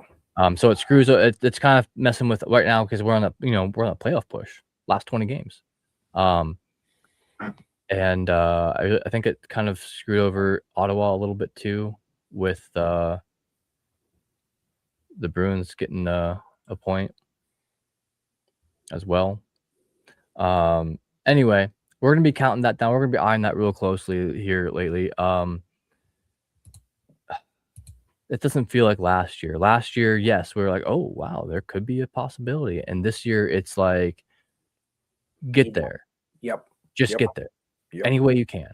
Yep. Because you can taste it. It's there. You cannot relax in the slightest. You cannot pull a third period in the last third of the season. You just can't do it. And I don't think they're doing that. I really think that Waddell picked the right time for a coaching change, because we were about 2/3 of the way through the season, and I just see a pattern. That last period just sucks. So, man, some of those losses earlier in the season, some of those really close ones too, we're gonna definitely be talking about those if they miss the playoffs. I'm gonna be bitching up a storm about those if the Blue Jackets don't make the playoffs. Yeah. And we'll just we'll have to break everything down. What happened, but we're not there yet. We still have a few more weeks of hockey left. I was talking with Kevin about this before the show. It's really, when your hockey team is doing at least as well as the Blue Jackets are, I'm not paying as much attention to spring training baseball. Last year, I was so into it. I was just relieved. The last few years, I was just like, okay, finally, it's baseball season. I can think about something else now. I'll watch the season of the Blue Jackets, but it's kind of they lost. Yeah. Now it's like, I mean, I'll catch the games when I see them on, if they're not playing, but the Blue Jackets have my full attention still. That's right. And looking forward to seeing how strong they can finish this off. We have some guys on the team who are underperforming. We were talking about this a bit as well before.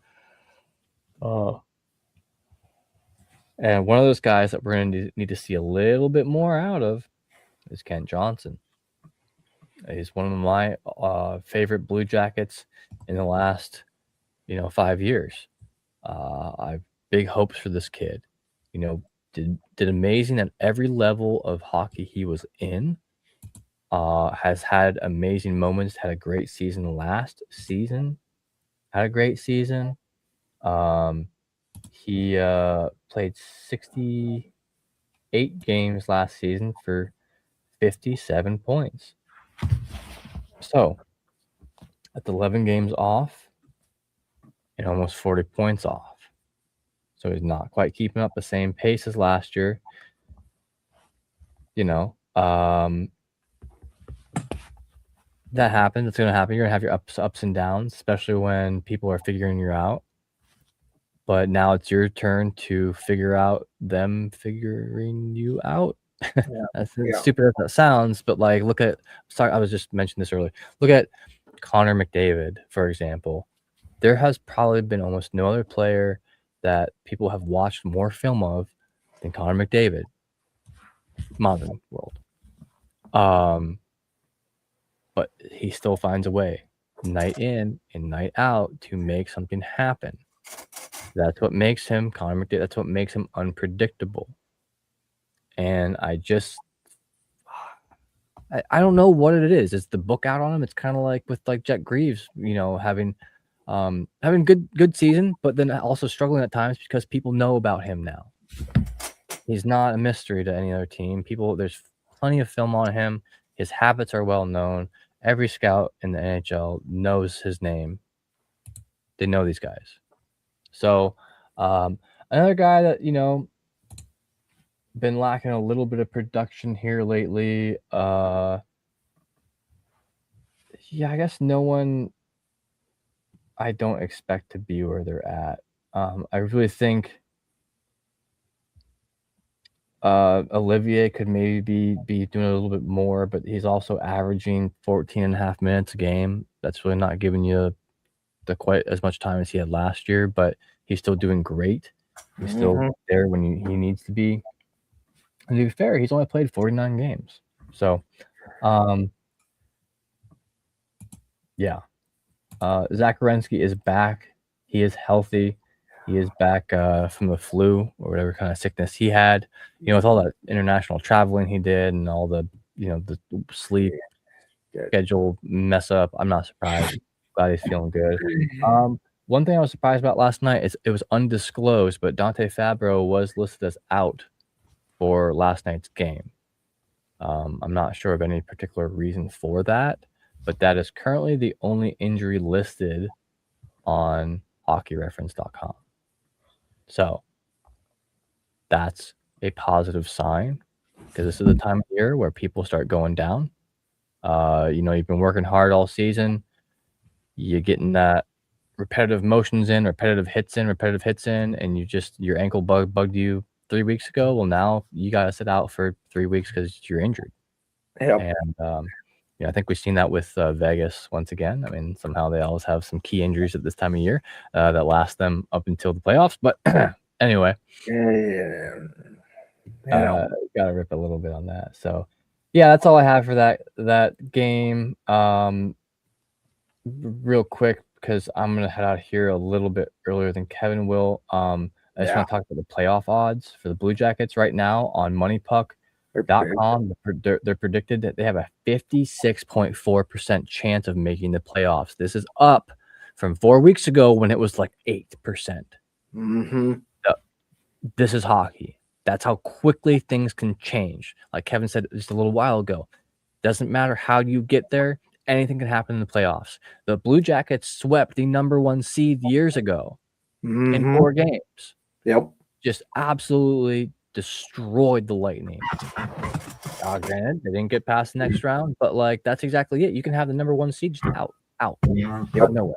And the way the format is, man, you can have some really good teams not making it very far. That's you can have true. Out of the 3 best teams that there are in the NHL, you're only gonna see one of them get to the conference final, I think is what I was looking at earlier. So, yeah, so 56% chance to make. That's pretty awesome. On the Money Puck Power Rankings, they actually have the Blue Jackets listed at number 10. Now, granted, in the entire league, the Blue Jackets are like 13th. The Blue Jackets, if they were in the Western Conference, would be like 3rd or 4th in the whole conference if they were in the West. Yeah. That's how tough the East is. That's not how bad the West is. That's how tough the East is. There's definitely some teams to be wary of out West. But that's how good they're doing. It's tough when you look at the division. They're in one of the hardest divisions there is, in the hardest conference there is. So they're not out.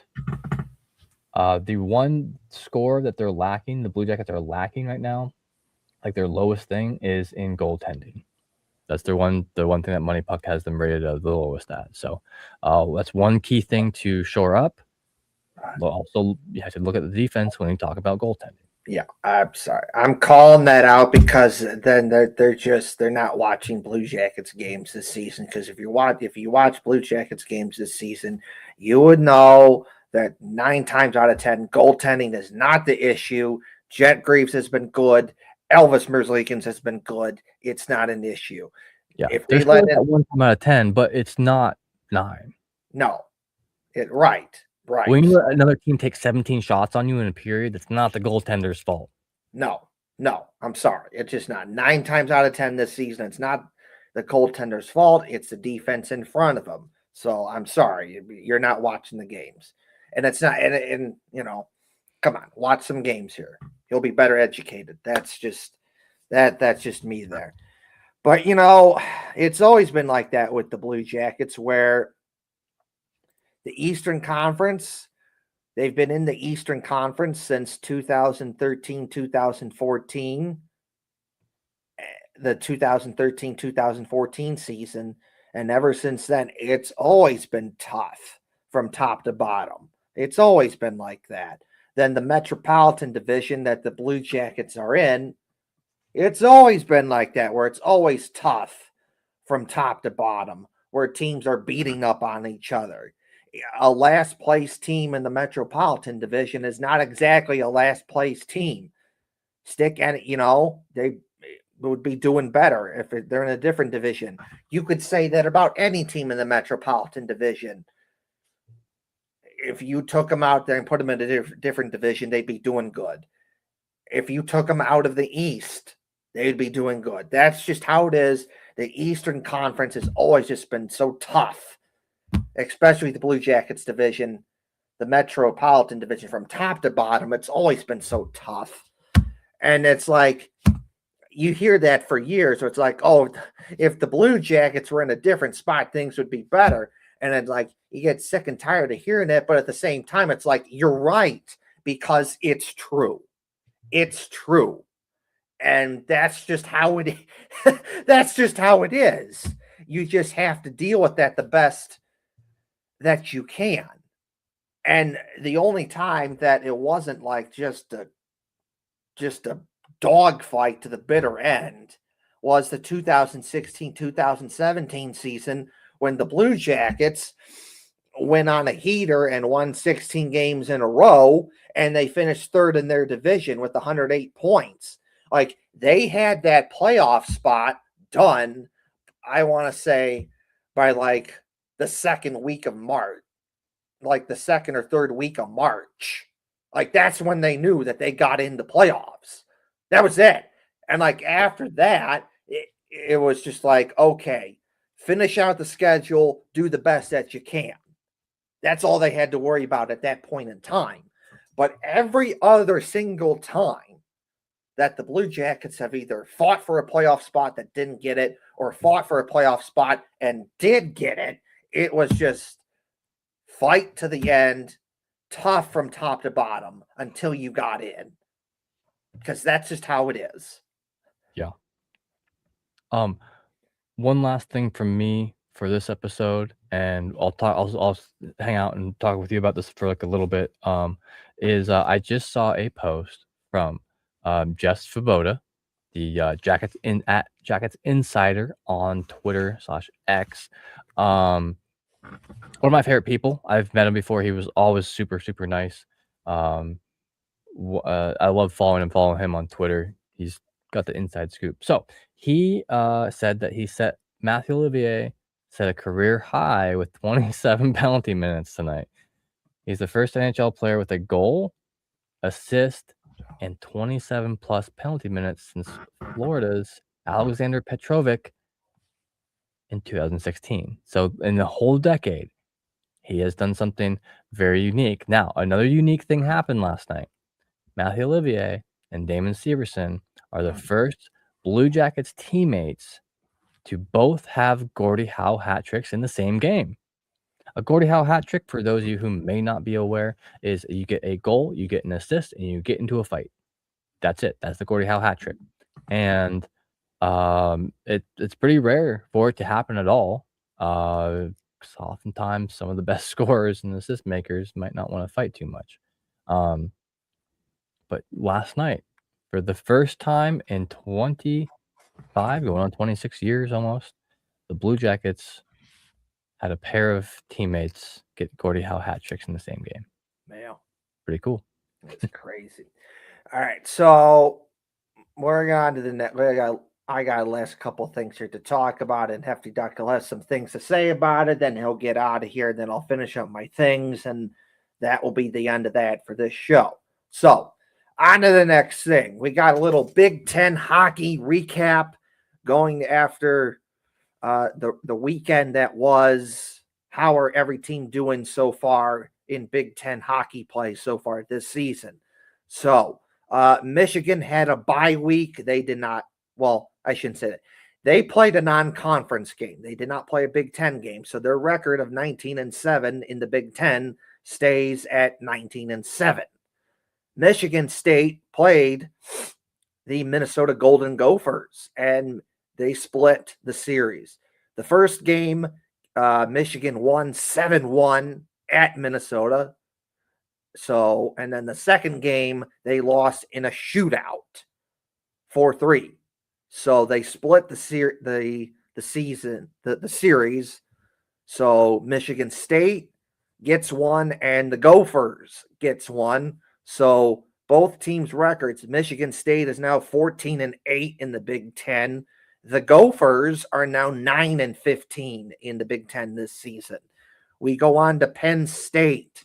They had a weekend series against Wisconsin at Penn State, and Penn State lost both games. So going into that series, Penn State was 13-9. They are now 13-11 in the Big Ten. So Wisconsin got both wins against Penn State at Penn State. So they were 12-10. They are now 14-10 in the Big Ten so far this season. Ohio State had a 2-game series against Notre Dame at Ohio State. And going into this series, Ohio State was 8-14. They are now 8-16 because they lost both games to Notre Dame. Notre Dame was 3-19 going into this series. They won both, so now they are 5-19. Ohio State, what are you doing? Why are you losing to Ohio State? I'm sorry. Ohio State? Why are you losing to Notre Dame? They were 3-19 in the Big Ten this season, going into that series. That should have been a gimme. That should have been an easy win. But you lost both to Notre Dame, who was 3-19 in the Big Ten. They're now 5-19 in the Big Ten this season. Embarrassing. Also embarrassing. 3 of the 5 wins in the Big Ten that Notre Dame has this season have come against Ohio State. Embarrassing. Like Ohio State, I know you're kind of ass at hockey, kind of average at best. So I get it. But you should not be losing to Notre Dame, who is god awful this season. It should not be happening. It should not be happening, especially at home. But it happened. And so this is, after this weekend, this is the records for teams of how they're doing in the Big Ten for hockey as of right now. This will be updated again for the next show because the Big Ten hockey tournament is coming up. And the first round of games are happening this week. So after that, we will have more updated records on how each team did. So I'll put it up on the screen. I'll show you the seeds for the Big Ten hockey tournament. There it is. So Michigan State has the number 1 seed, so they get the bye. So number 2 seed is Michigan. They're playing Notre Dame, who's the number 7 seed. That game will be at Michigan. The number 3 seed belongs to Penn State. And the Gophers will have the 6th seed. So Minnesota is going to Penn State. Wisconsin has the 4th seed. Ohio State has the 5th seed. And Ohio State will be going to Wisconsin. So if Ohio State wins, they're going to go play Michigan State at Michigan State. If they don't, they're playing Wisconsin. And then, whoever. So Michigan, whoever. And then the next round will be whoever wins between Michigan and Notre Dame and Penn State and Minnesota will play that. And then whoever wins that game will move on to the next round, followed by whoever, wins that Michigan State game. And whoever And then whoever wins the game on March 21st will be Big Ten tournament champions. And also, will give you increase your chance to get into the NCAA hockey tournament.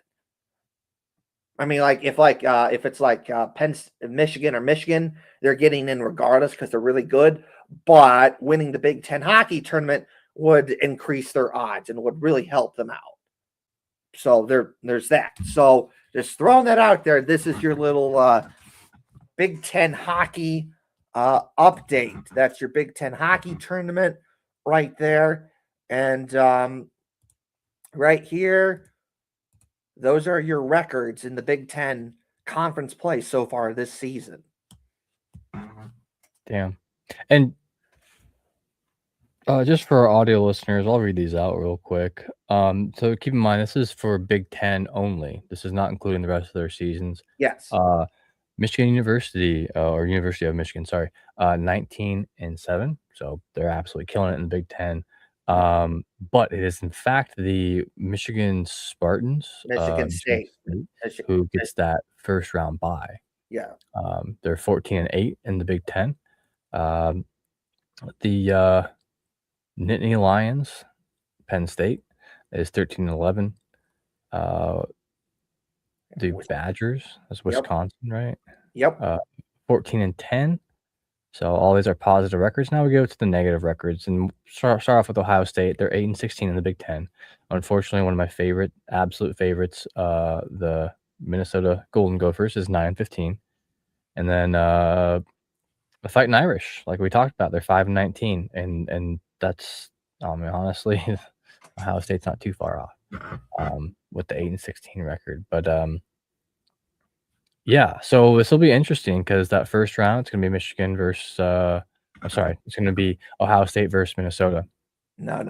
I'll put it or Wisconsin. I'll put it up on the screen. I'll put it up again, yeah. So there it is. Yeah, Wisconsin, right on. So they both have very similar records. They're not not very similar. Wisconsin did better in the. Is the seeding on this going off their full season? It's not just the big match. Yes. Okay, that makes sense. Yes. Because that makes sense why then first seed would be Michigan State.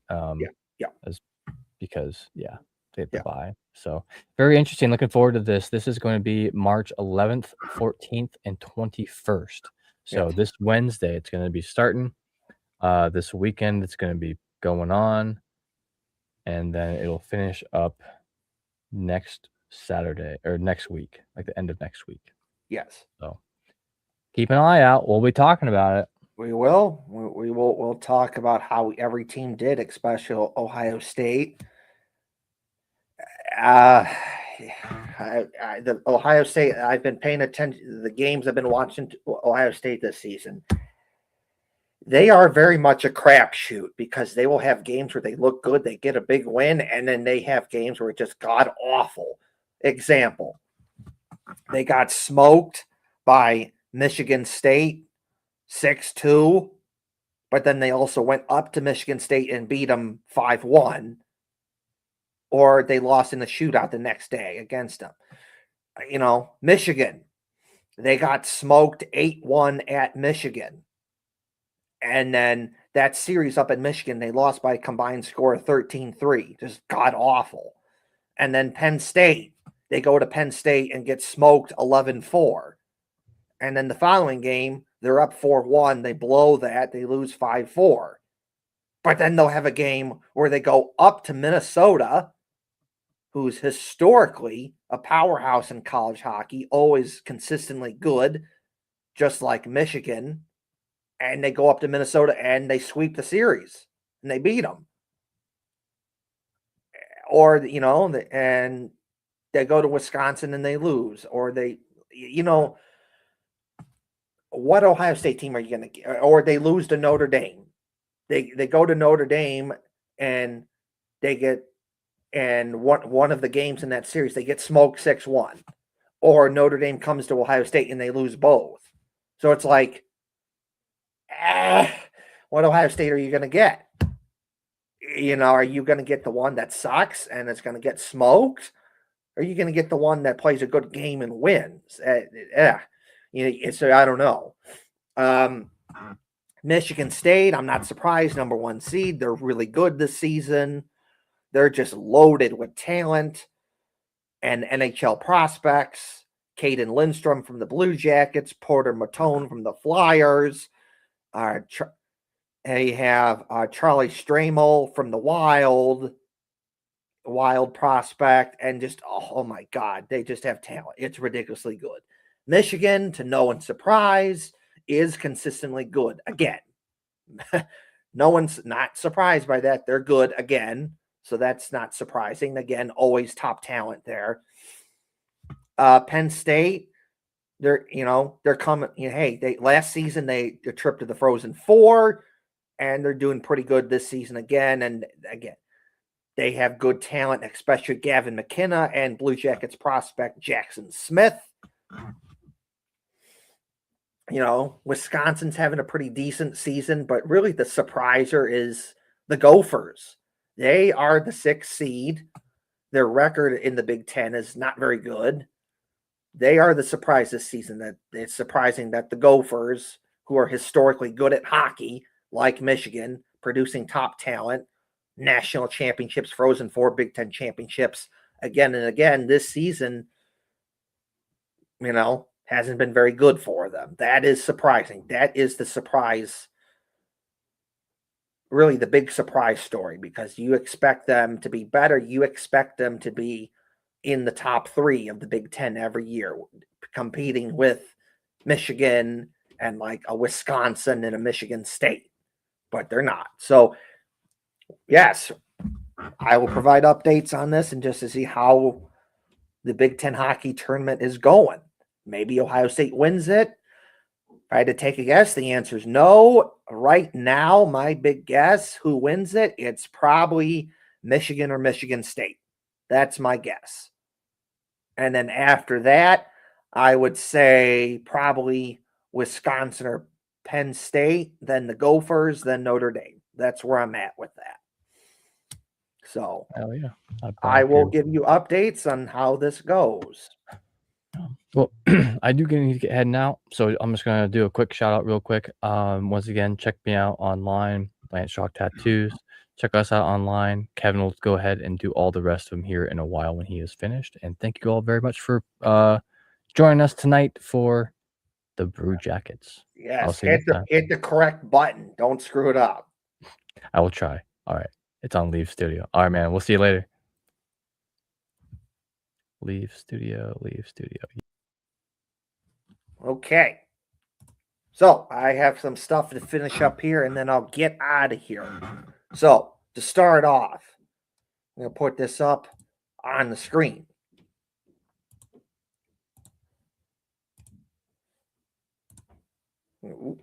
Okay. So there we go. So Blue Jackets prospect Caden Lindstrom got 2 big goals for Michigan State up in Minnesota against the Golden Gophers, and I'm going to play those goals. So here we go.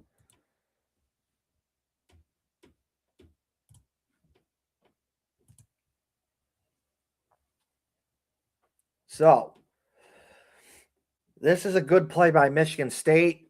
29 in green, he's going to get the puck, and he's going to have it along the boards. He's going to pull 2 guys to him, and then it's going to leave Caden Lindstrom, who's number 28 in green, wide open. As you can see, look, board battle along the boards, pulls 2 guys right to him, and then there's Caden Lindstrom. He's going to be wide open. See? Look, he's wide open. Then Caden Lindstrom's going to get it. He's going to shoot and score. Quick shot. The Gophers goalie has no chance on that goal. No chance. So overall, pretty good play here by Caden Lindstrom. And we're going to play this goal again.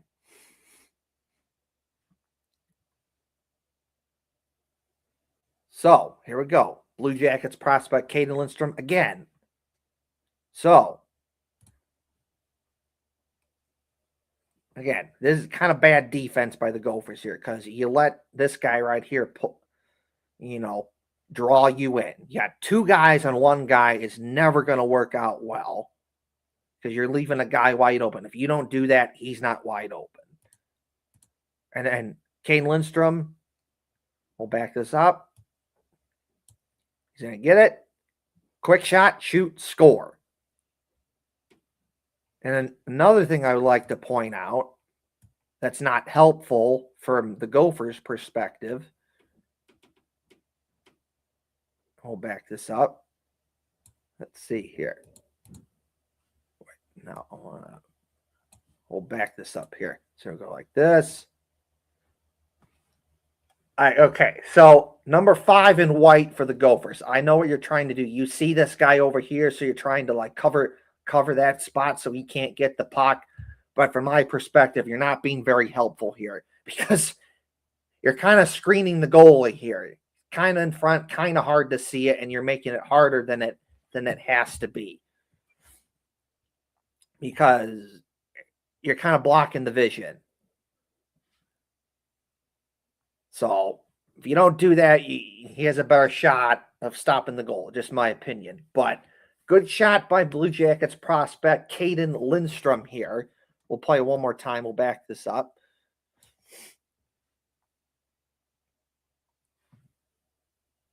Here we go. And then bam. As soon as Caden Lindstrom gets that shot, he's shooting it, and it's in the back of the net. By the time the goalie realizes it, trying to stop the shot, it's too late. It's already in the back of the net. So awesome shot by Blue Jackets prospect Caden Lindstrom. But that's not all. Because Caden Lindstrom got another goal in the second game of the series against the Gophers. So here we go. We're going to play it. So puck's in the offensive zone, and it's going to be like a good pass, like a little race to the puck. Caden Lindstrom's going to win it, and then he's going to jam it in there.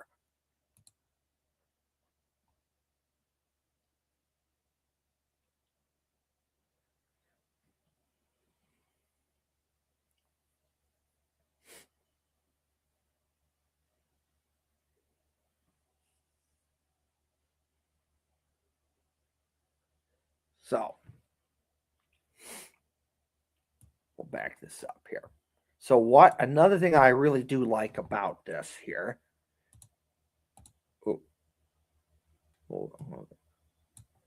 Caden Lindstrom is a big dude. He's like 6'4", like 220.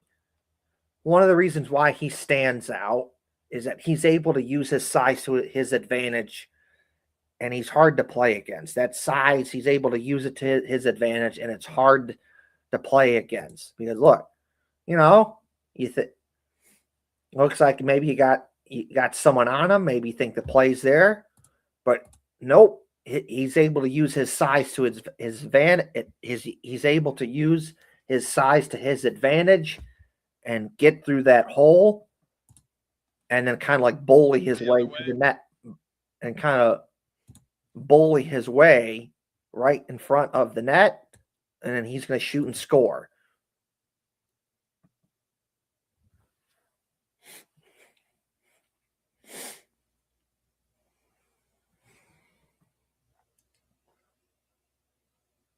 So we're going to play this goal one more time here.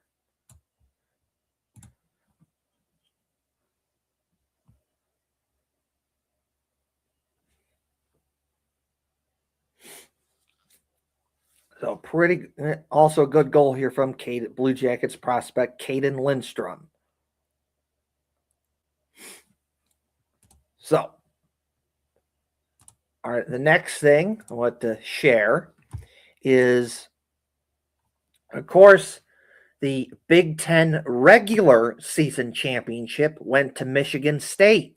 And this is after the game against the Minnesota Golden Gophers, where where Michigan State is celebrating in the locker room with the Big Ten championship trophy.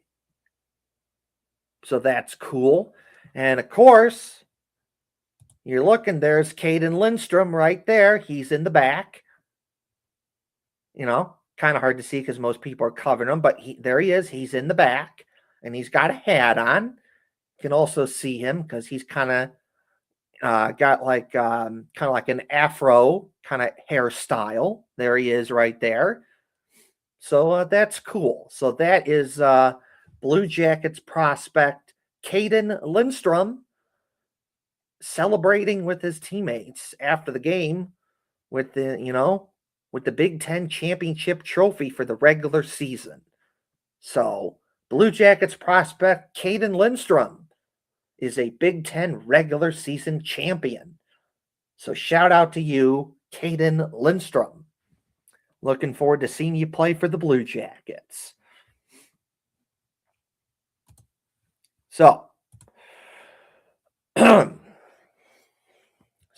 last couple things here that I have is that, we'll put this up, on the screen here. So, gotta get this going. A little something about Ohio State that I want to share. So, put this up on screen. Because I like my graphics. You always gotta have a good graphic to share. So, okay, we'll put this up on screen. So, have an Ohio State graphic. So,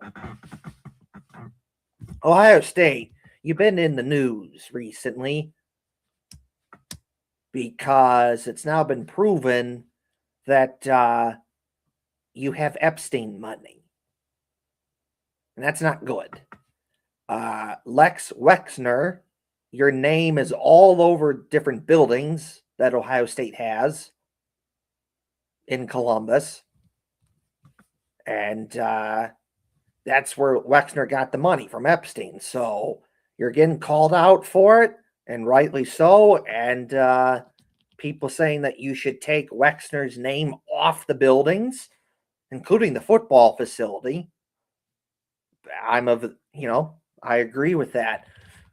But you're just going to ignore that because, I get it. You don't want to say anything about it. It's very embarrassing to, say something that, oh, yeah, we screwed up. We got Epstein money, and the guy's name who's all over our buildings has connections to Epstein. Sorry. And, of course, now there's protesters. This has been popping up. You have people protesting at Ohio State, at the football facility, and a bunch of other places, and basically saying, take the name off the building. And some of those people who are protesting have been, unfortunately put in some very bad situations where they got taken advantage of very inappropriately. Look up Dr. Richard Strauss if you want to know what I'm getting at. That's all I'm going to say about that. But some very inappropriate shenanigans have happened.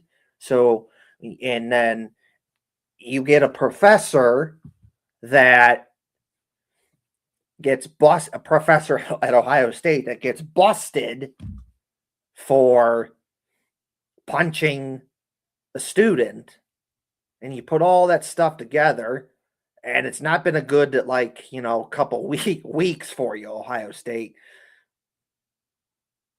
And then you have a gynecologist that's working at one of your hospitals that he took money from Epstein. So it's just not a good couple of weeks for you, Ohio State. You're gonna have to say something about it. You're just gonna have to say something about it. You can't have this hanging over your head. You can't have this stuff in front of you. You just can't, because people are going to look at you weird and funny, and understandably so, like, ew. Like, ew, you have Epstein money? Ew, this weird, perverted weirdo Wexner is all over your buildings? Ew. you're going to have to say something and prefer, get them off the building. My opinion on that, anyways. And then, of course, there's a video going around one of the protesters, and I'm paraphrasing it, but he's basically saying, "We're not your enemy. We're here to be like your friends," or something like that. "We just want you to be honest. We want you to say, yeah, we screwed up. We're sorry, whatever." But my response to that protester that's saying, "Hey, we're not your Ohio State. We're not your enemy. We just, we're not here to, we're not your enemy," and all this other sort of stuff. "We just want you to be honest with yourselves and say sorry and, admit what you did. Admit all the wrongdoings that you did." My thing to that protester is, you may feel that way, but Ohio State does not feel that way. Ohio State looks at you and says, "How dare you? You're protesting us? Do you know who we are? We're the Ohio State University. How dare you? You don't protest us. We're the Ohio State University. People bow down to us. They give us blowjobs. They kiss our ass. They tell us how great we are. We're the Ohio State University. We can do what we want. How dare you protest us?" Yeah, Lex Wexner's all over our building, and he's a very inappropriate person with connections to Epstein, and we have Epstein money. Screw you. We're going to do it anyways. We can do what we want. You know why? Because we're Ohio State. Yeah, a professor punched one of our kids. Screw you. We're doing it anyways. We can do what we want because we're Ohio State. Yeah, Dr. Richard Strauss is a very, very bad person who did some very, very inappropriate things, the people at Ohio State. But screw you. We're doing it anyways because we're Ohio State. That's what Ohio State thinks when they look at that protester and other people. Like, screw you. How we do it? We're Ohio State. We're gonna do what we want. How dare you protest us? And if we're being honest with ourselves, Ohio State knows that, generally speaking, nothing will happen with this because most people are whipped by Ohio State. They're cocked. They don't have. They won't call them out. They'll just sit there and take it. They'll just, continue to, support Ohio State, go to the football games, and yay, Ohio State, go Bucks, OHIO. Because realistically, that is the only way that would get Ohio State's attention, is if you just stop supporting them and stop going to football games. That is the only way you would get their attention. But we all know that realistically, that's never going to happen. Never. Ohio State is just too entrenched into the culture and the identity of Columbus and Ohio. And that, to a certain extent, I get it, but it's also kind of sad and disappointing. And yes, I say this. I have an Ohio State flag in the background. I like Ohio State too. But the difference between me and most other people, I'm able to call out Ohio State when something needs to be said. When I see something they don't like, I'm calling them out. When they do something I like, yeah, I'll call that out too. Balls and strikes, a little give, a little take. It's a little bit of both. But most people aren't doing that. There's like news for like 1 week. Oh my God, did you see what Ohio State did? Oh no, they're in the Epstein files and this and that and blah, blah, blah, blah, blah. Horrible. And, some people in the Columbus media talked about it for like 1 week. That's it. It's gone. Swept under the rug. Never really to be heard from again. And the only reason I know about a lot of this stuff is I actually checked in on this and looked to other sources that are actually talking about this sort of stuff. So they're going to have to say something, Ohio State. That's just my opinion. You just can't keep doing this. And also at the same time, for being honest with ourselves, it would be nice if something happened, if they got that guy's name, Wexner, off the buildings and Ohio State said sorry and apologized and did better. For being honest with ourselves, they won't. They won't. They just won't. And, most people won't say anything either. They'll just take it for what it is and they'll just sit down and shut up. Because Ohio State knows that they have all the support in the world. They lose one person, they'll get another one right back. They'll get 50 right back. Most people, Ohio State knows that 9 times out of 10, you're cocked by Ohio State. You're whipped. You'll continue to go to the games, football, and support them and everything. It's funny, but there's some truth that the perfect time to go to the grocery store in Ohio, especially Columbus and the Columbus area, when Ohio State football plays, because no one is there. I've done that. The grocery store is basically dead, metaphorically. Very little people there. You can go in there, get your grocery shopping done, take your time, and you're good to go. People say, oh no, can't have a wedding at the same time as Ohio State. Oh no. And going back to our earlier part of the show, we're talking about, oh no, the Blue Jackets have to change their start time because Ohio State. When that shouldn't be a thing to begin with. No. And they haven't, last 2 times, they haven't done that, which is good. So that's just my thoughts on that. Ohio State knows they have nothing to worry about. They know that most of you are cocked by Ohio State. You're whipped.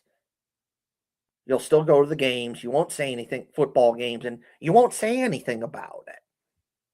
And that's just how it is. And, best of luck to you protesters and everything. I get it. You want those names off, that Wexner name off the building, and you want Ohio State to, say something, apologize, but they won't. That's just my opinion. They should, but they won't, because Ohio State knows that they're basically untouchable. It's an attitude. It's a mindset they have. You're protesting us? How dare you? We're the Ohio State University. You don't do that. You don't protest us. We do what we want. We're the Ohio State University. And to a certain extent, they're right to think that, because most people will say nothing about it. So I think Ohio State, you should say something about it. Get that out of the way so people don't talk about you in this way. Because I am an Ohio State guy. I don't like that people are talking about you in this way. But the truth is they are, because you've done some really stupid stuff. When you've done some good stuff, people have shown you praise, me and myself included, but you're doing some bad stuff. Yeah, that's not good. So let's going to throw that one out there. You need to say something about it. You won't. You should. But you won't. Because people know that Ohio State knows that Ohio State has most people by the balls. They are cocked. They are whipped. And unfortunately, that's just how it is. Not as bad, a lot of that being whipped and held by the balls and being cocked. A lot of that has to do with the older generations, because they grew up in a world where Ohio State was the only thing to do, generally speaking, from a sports perspective in Columbus. That was it. That was the big name and the big thing in Columbus. You did Ohio State. That's all these older generations knew. But in today's world, younger generations, they've grown up in a world where it's not Ohio State anymore. It's just Blue Jackets and Crew and Clippers the Fury, Joe Burrow has a volleyball team here. We're getting the Columbus Aviators, and Ohio State's here too, but it's not just Ohio State. There's so much to do here. So the whole overly obsessiveness about Ohio State, and you're not so cucked by Ohio State. You're not so whipped by Ohio State, and Ohio State does not have you by the balls as much. So, yeah, Ohio State, you should say something, but you won't because, again, you know that most people are whipped by Ohio State. They won't do anything. They're cocked. You have them by the balls. So, to a certain extent, I feel like it's kind of a pointless endeavor for the protesters to do what they're doing. I understand why they're doing it, but to a certain extent, it kind of feels like your goal is not obtainable. This isn't to say it couldn't happen because it could, but that remains to be seen. So Ohio State should say something, but they won't. That's just me because most people are cucked, held by the balls by Ohio State. They're whipped by Ohio State, and that's just how it is. But, oh well, I've said enough of that. I've kind of gone on a little rant. And then last couple things here is, Minnesota high school hockey tournament. I saw this goal that was just really good. So I'm going to play that we're going to play this on the show. So here we go. So I'll put this up on the screen.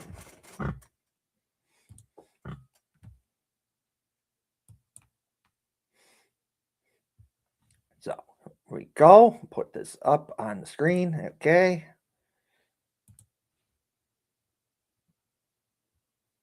So good shift in the offensive zone by the red team here. Or no, that looks like, I think that's not red team. So this guy's going to shoot it, and it's going to be a snipe below the goal line. But he's going to pass it. And this guy right here, he's going to turn, shoot, snipe below the goal line. But it's a good play here by 14 in white because he's going to take the pass away so that this guy can't pass it. So then he just decides to shoot it, and it's just a great shot from below the goal line. Like, he's going to shoot it right here, and it's going to go in the corner. Just a great shot. And look at the celebration. The eagle that jump into the boards with the fans. It's just great. Look at this. That is just great.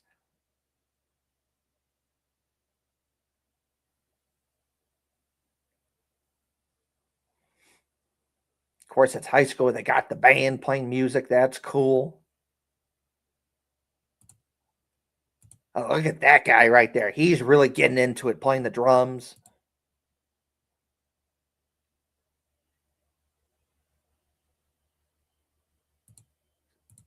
Boom. What a shot.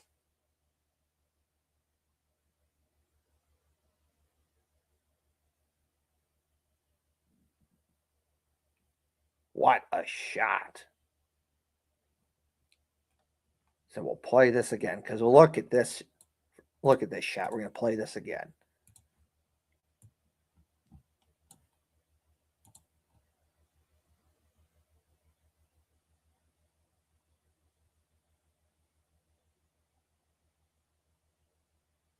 This great shot below the goal line, kind of by the goal line. Just awesome shot. One more time.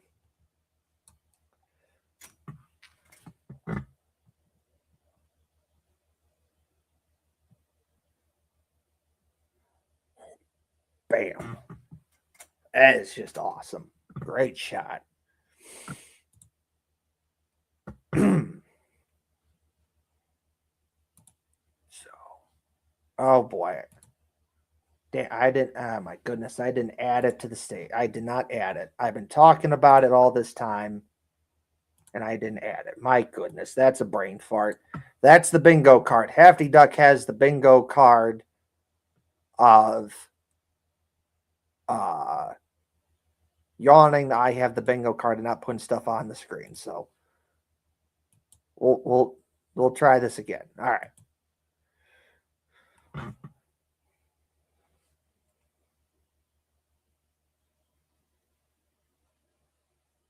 Boop. Great shot.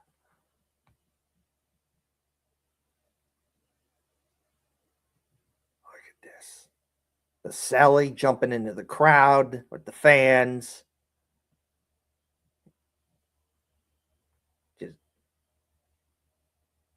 Just great. There he is, giving his teammates a high five on the bench. There's the band really getting into it. Look at this guy right here. Look at this guy. He's really getting into it, playing drums. Boom, boom, boom.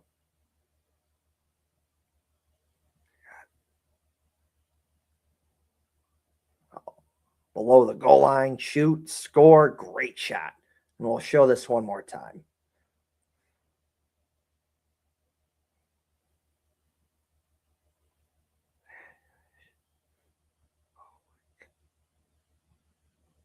Okay. So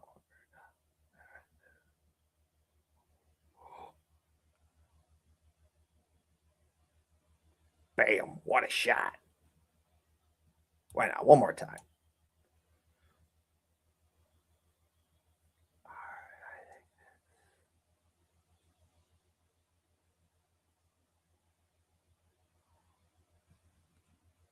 That is just great shot there. So there's that. Let's see here. I think we got anything else I would like to talk about here. So we'll pull this off. We'll pull this off the screen here. Do I have anything else to talk about here?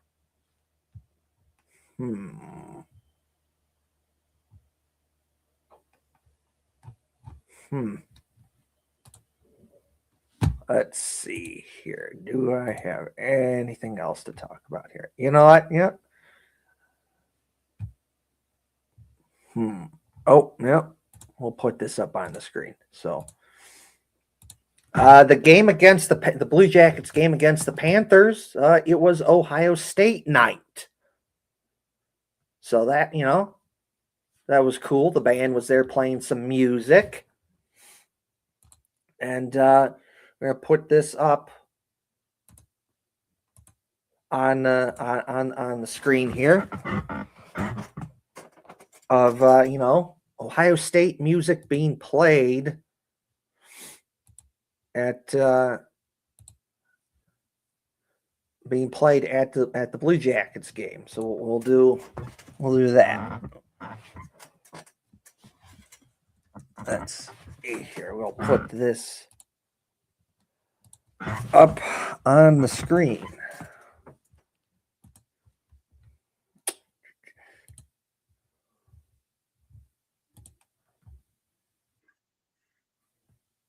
There we go. All right.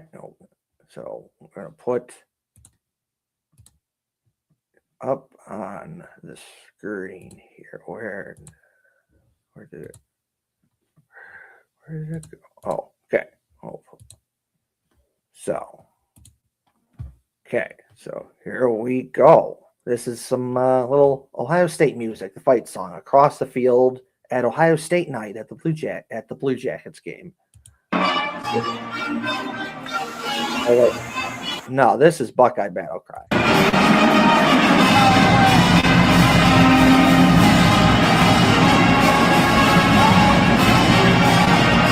Why are you in the penalty?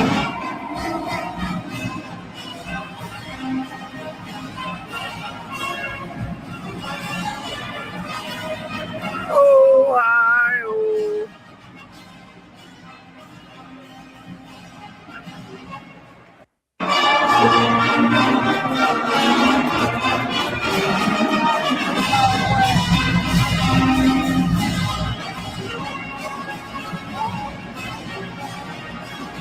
in the penalty.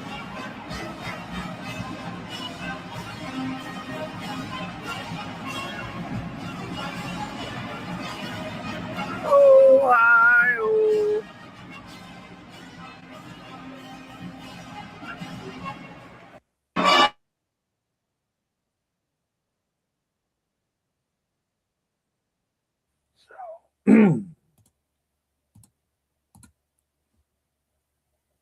So, yeah, there you go. There's a little music of Ohio State music at Ohio State night at the Blue Jackets game.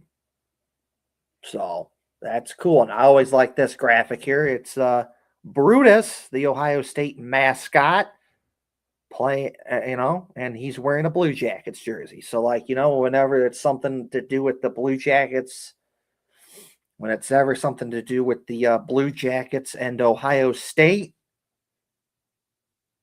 I like using this graphic because it's a perfect graphic. It's Brutus, the Ohio State mascot, wearing a Blue Jackets jersey.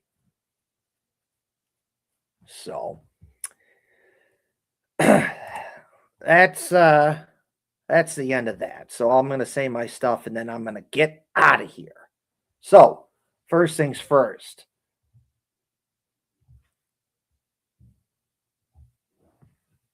Let's see here. Where is it? There it is. Please like, share, and subscribe to the YouTube channel. Please like, share, and subscribe to the YouTube channel. That'd be greatly appreciated.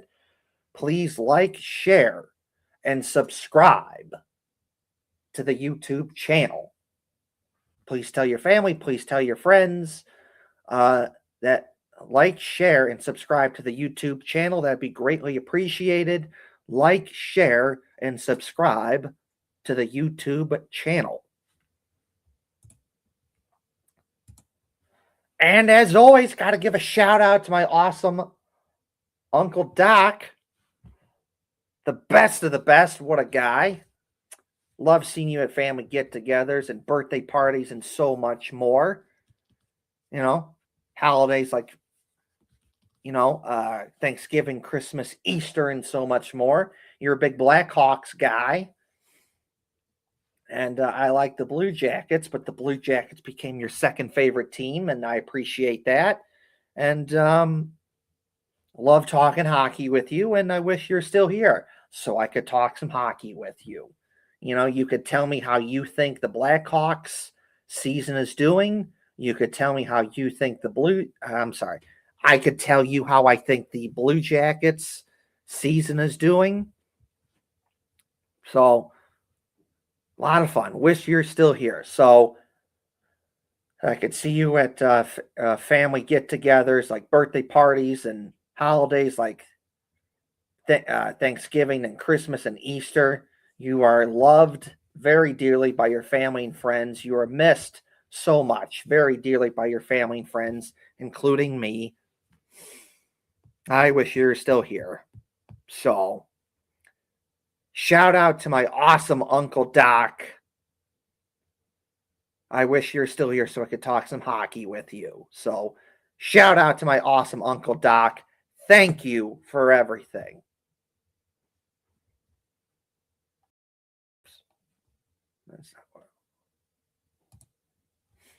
Okay.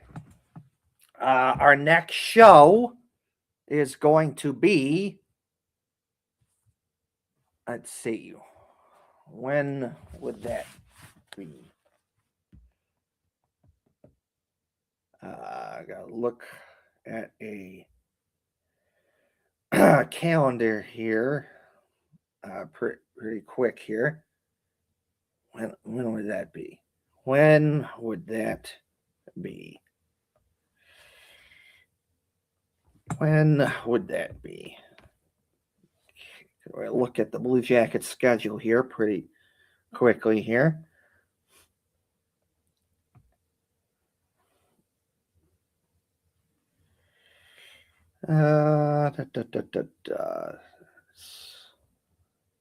Okay, so our next show is going to be on Monday, March 15th, 2026 at 6 o'clock, at 7 o'clock p.m. Eastern Time. Again, the next show will be on Monday, March 16th, 2026, 7 o'clock p.m. Eastern Time, live on YouTube and Twitter. So one more time, the next show will be on Monday, March 16th, 2026 at 7 o'clock p.m. Eastern Time. We'll see you then.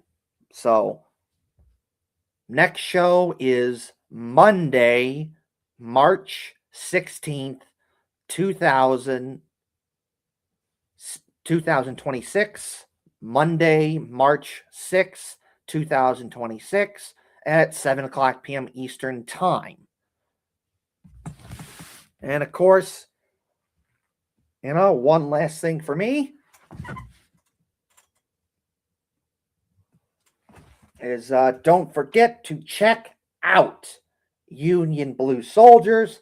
Follow Union Blue Soldiers on all social media platforms. Check out Union Blue Soldiers. Check out Union Blue Soldiers. It's a fun Blue Jackets themed group that we do. We do a lot of fun stuff like, marches to cheer on the Blue Jackets and so much more. Here's an example. Let's go Jackets! Let's go Jackets! Let's go Jackets! Let's go Jackets! Let's go Jackets! Let's go Jackets!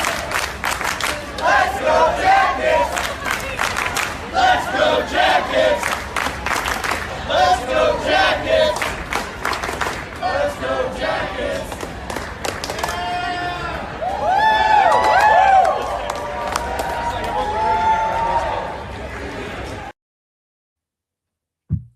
So that's just a video of different marches that Union Blue Soldiers has had over the years. It's for every Blue Jackets home opener, and I've also done them before Blue Jackets playoff games. So that's really a fun event, and you should check that out. So check out the Union Blue Soldiers marches that Union Blue Soldiers does before every Blue Jackets home opener.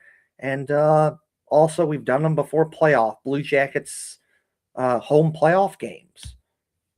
So check that out. And one last time, check out Union Blue Soldiers. Check out Union Blue Soldiers. Follow Union Blue Soldiers on all social media platforms. Check out Union Blue Soldiers. Check out Union Blue Soldiers. Check out Union Blue Soldiers. Check out Union Blue Soldiers. So that's it for me, and Hefty Duck as well. So that's it for now. Thank you for watching the show. We will see you next time. Bye now.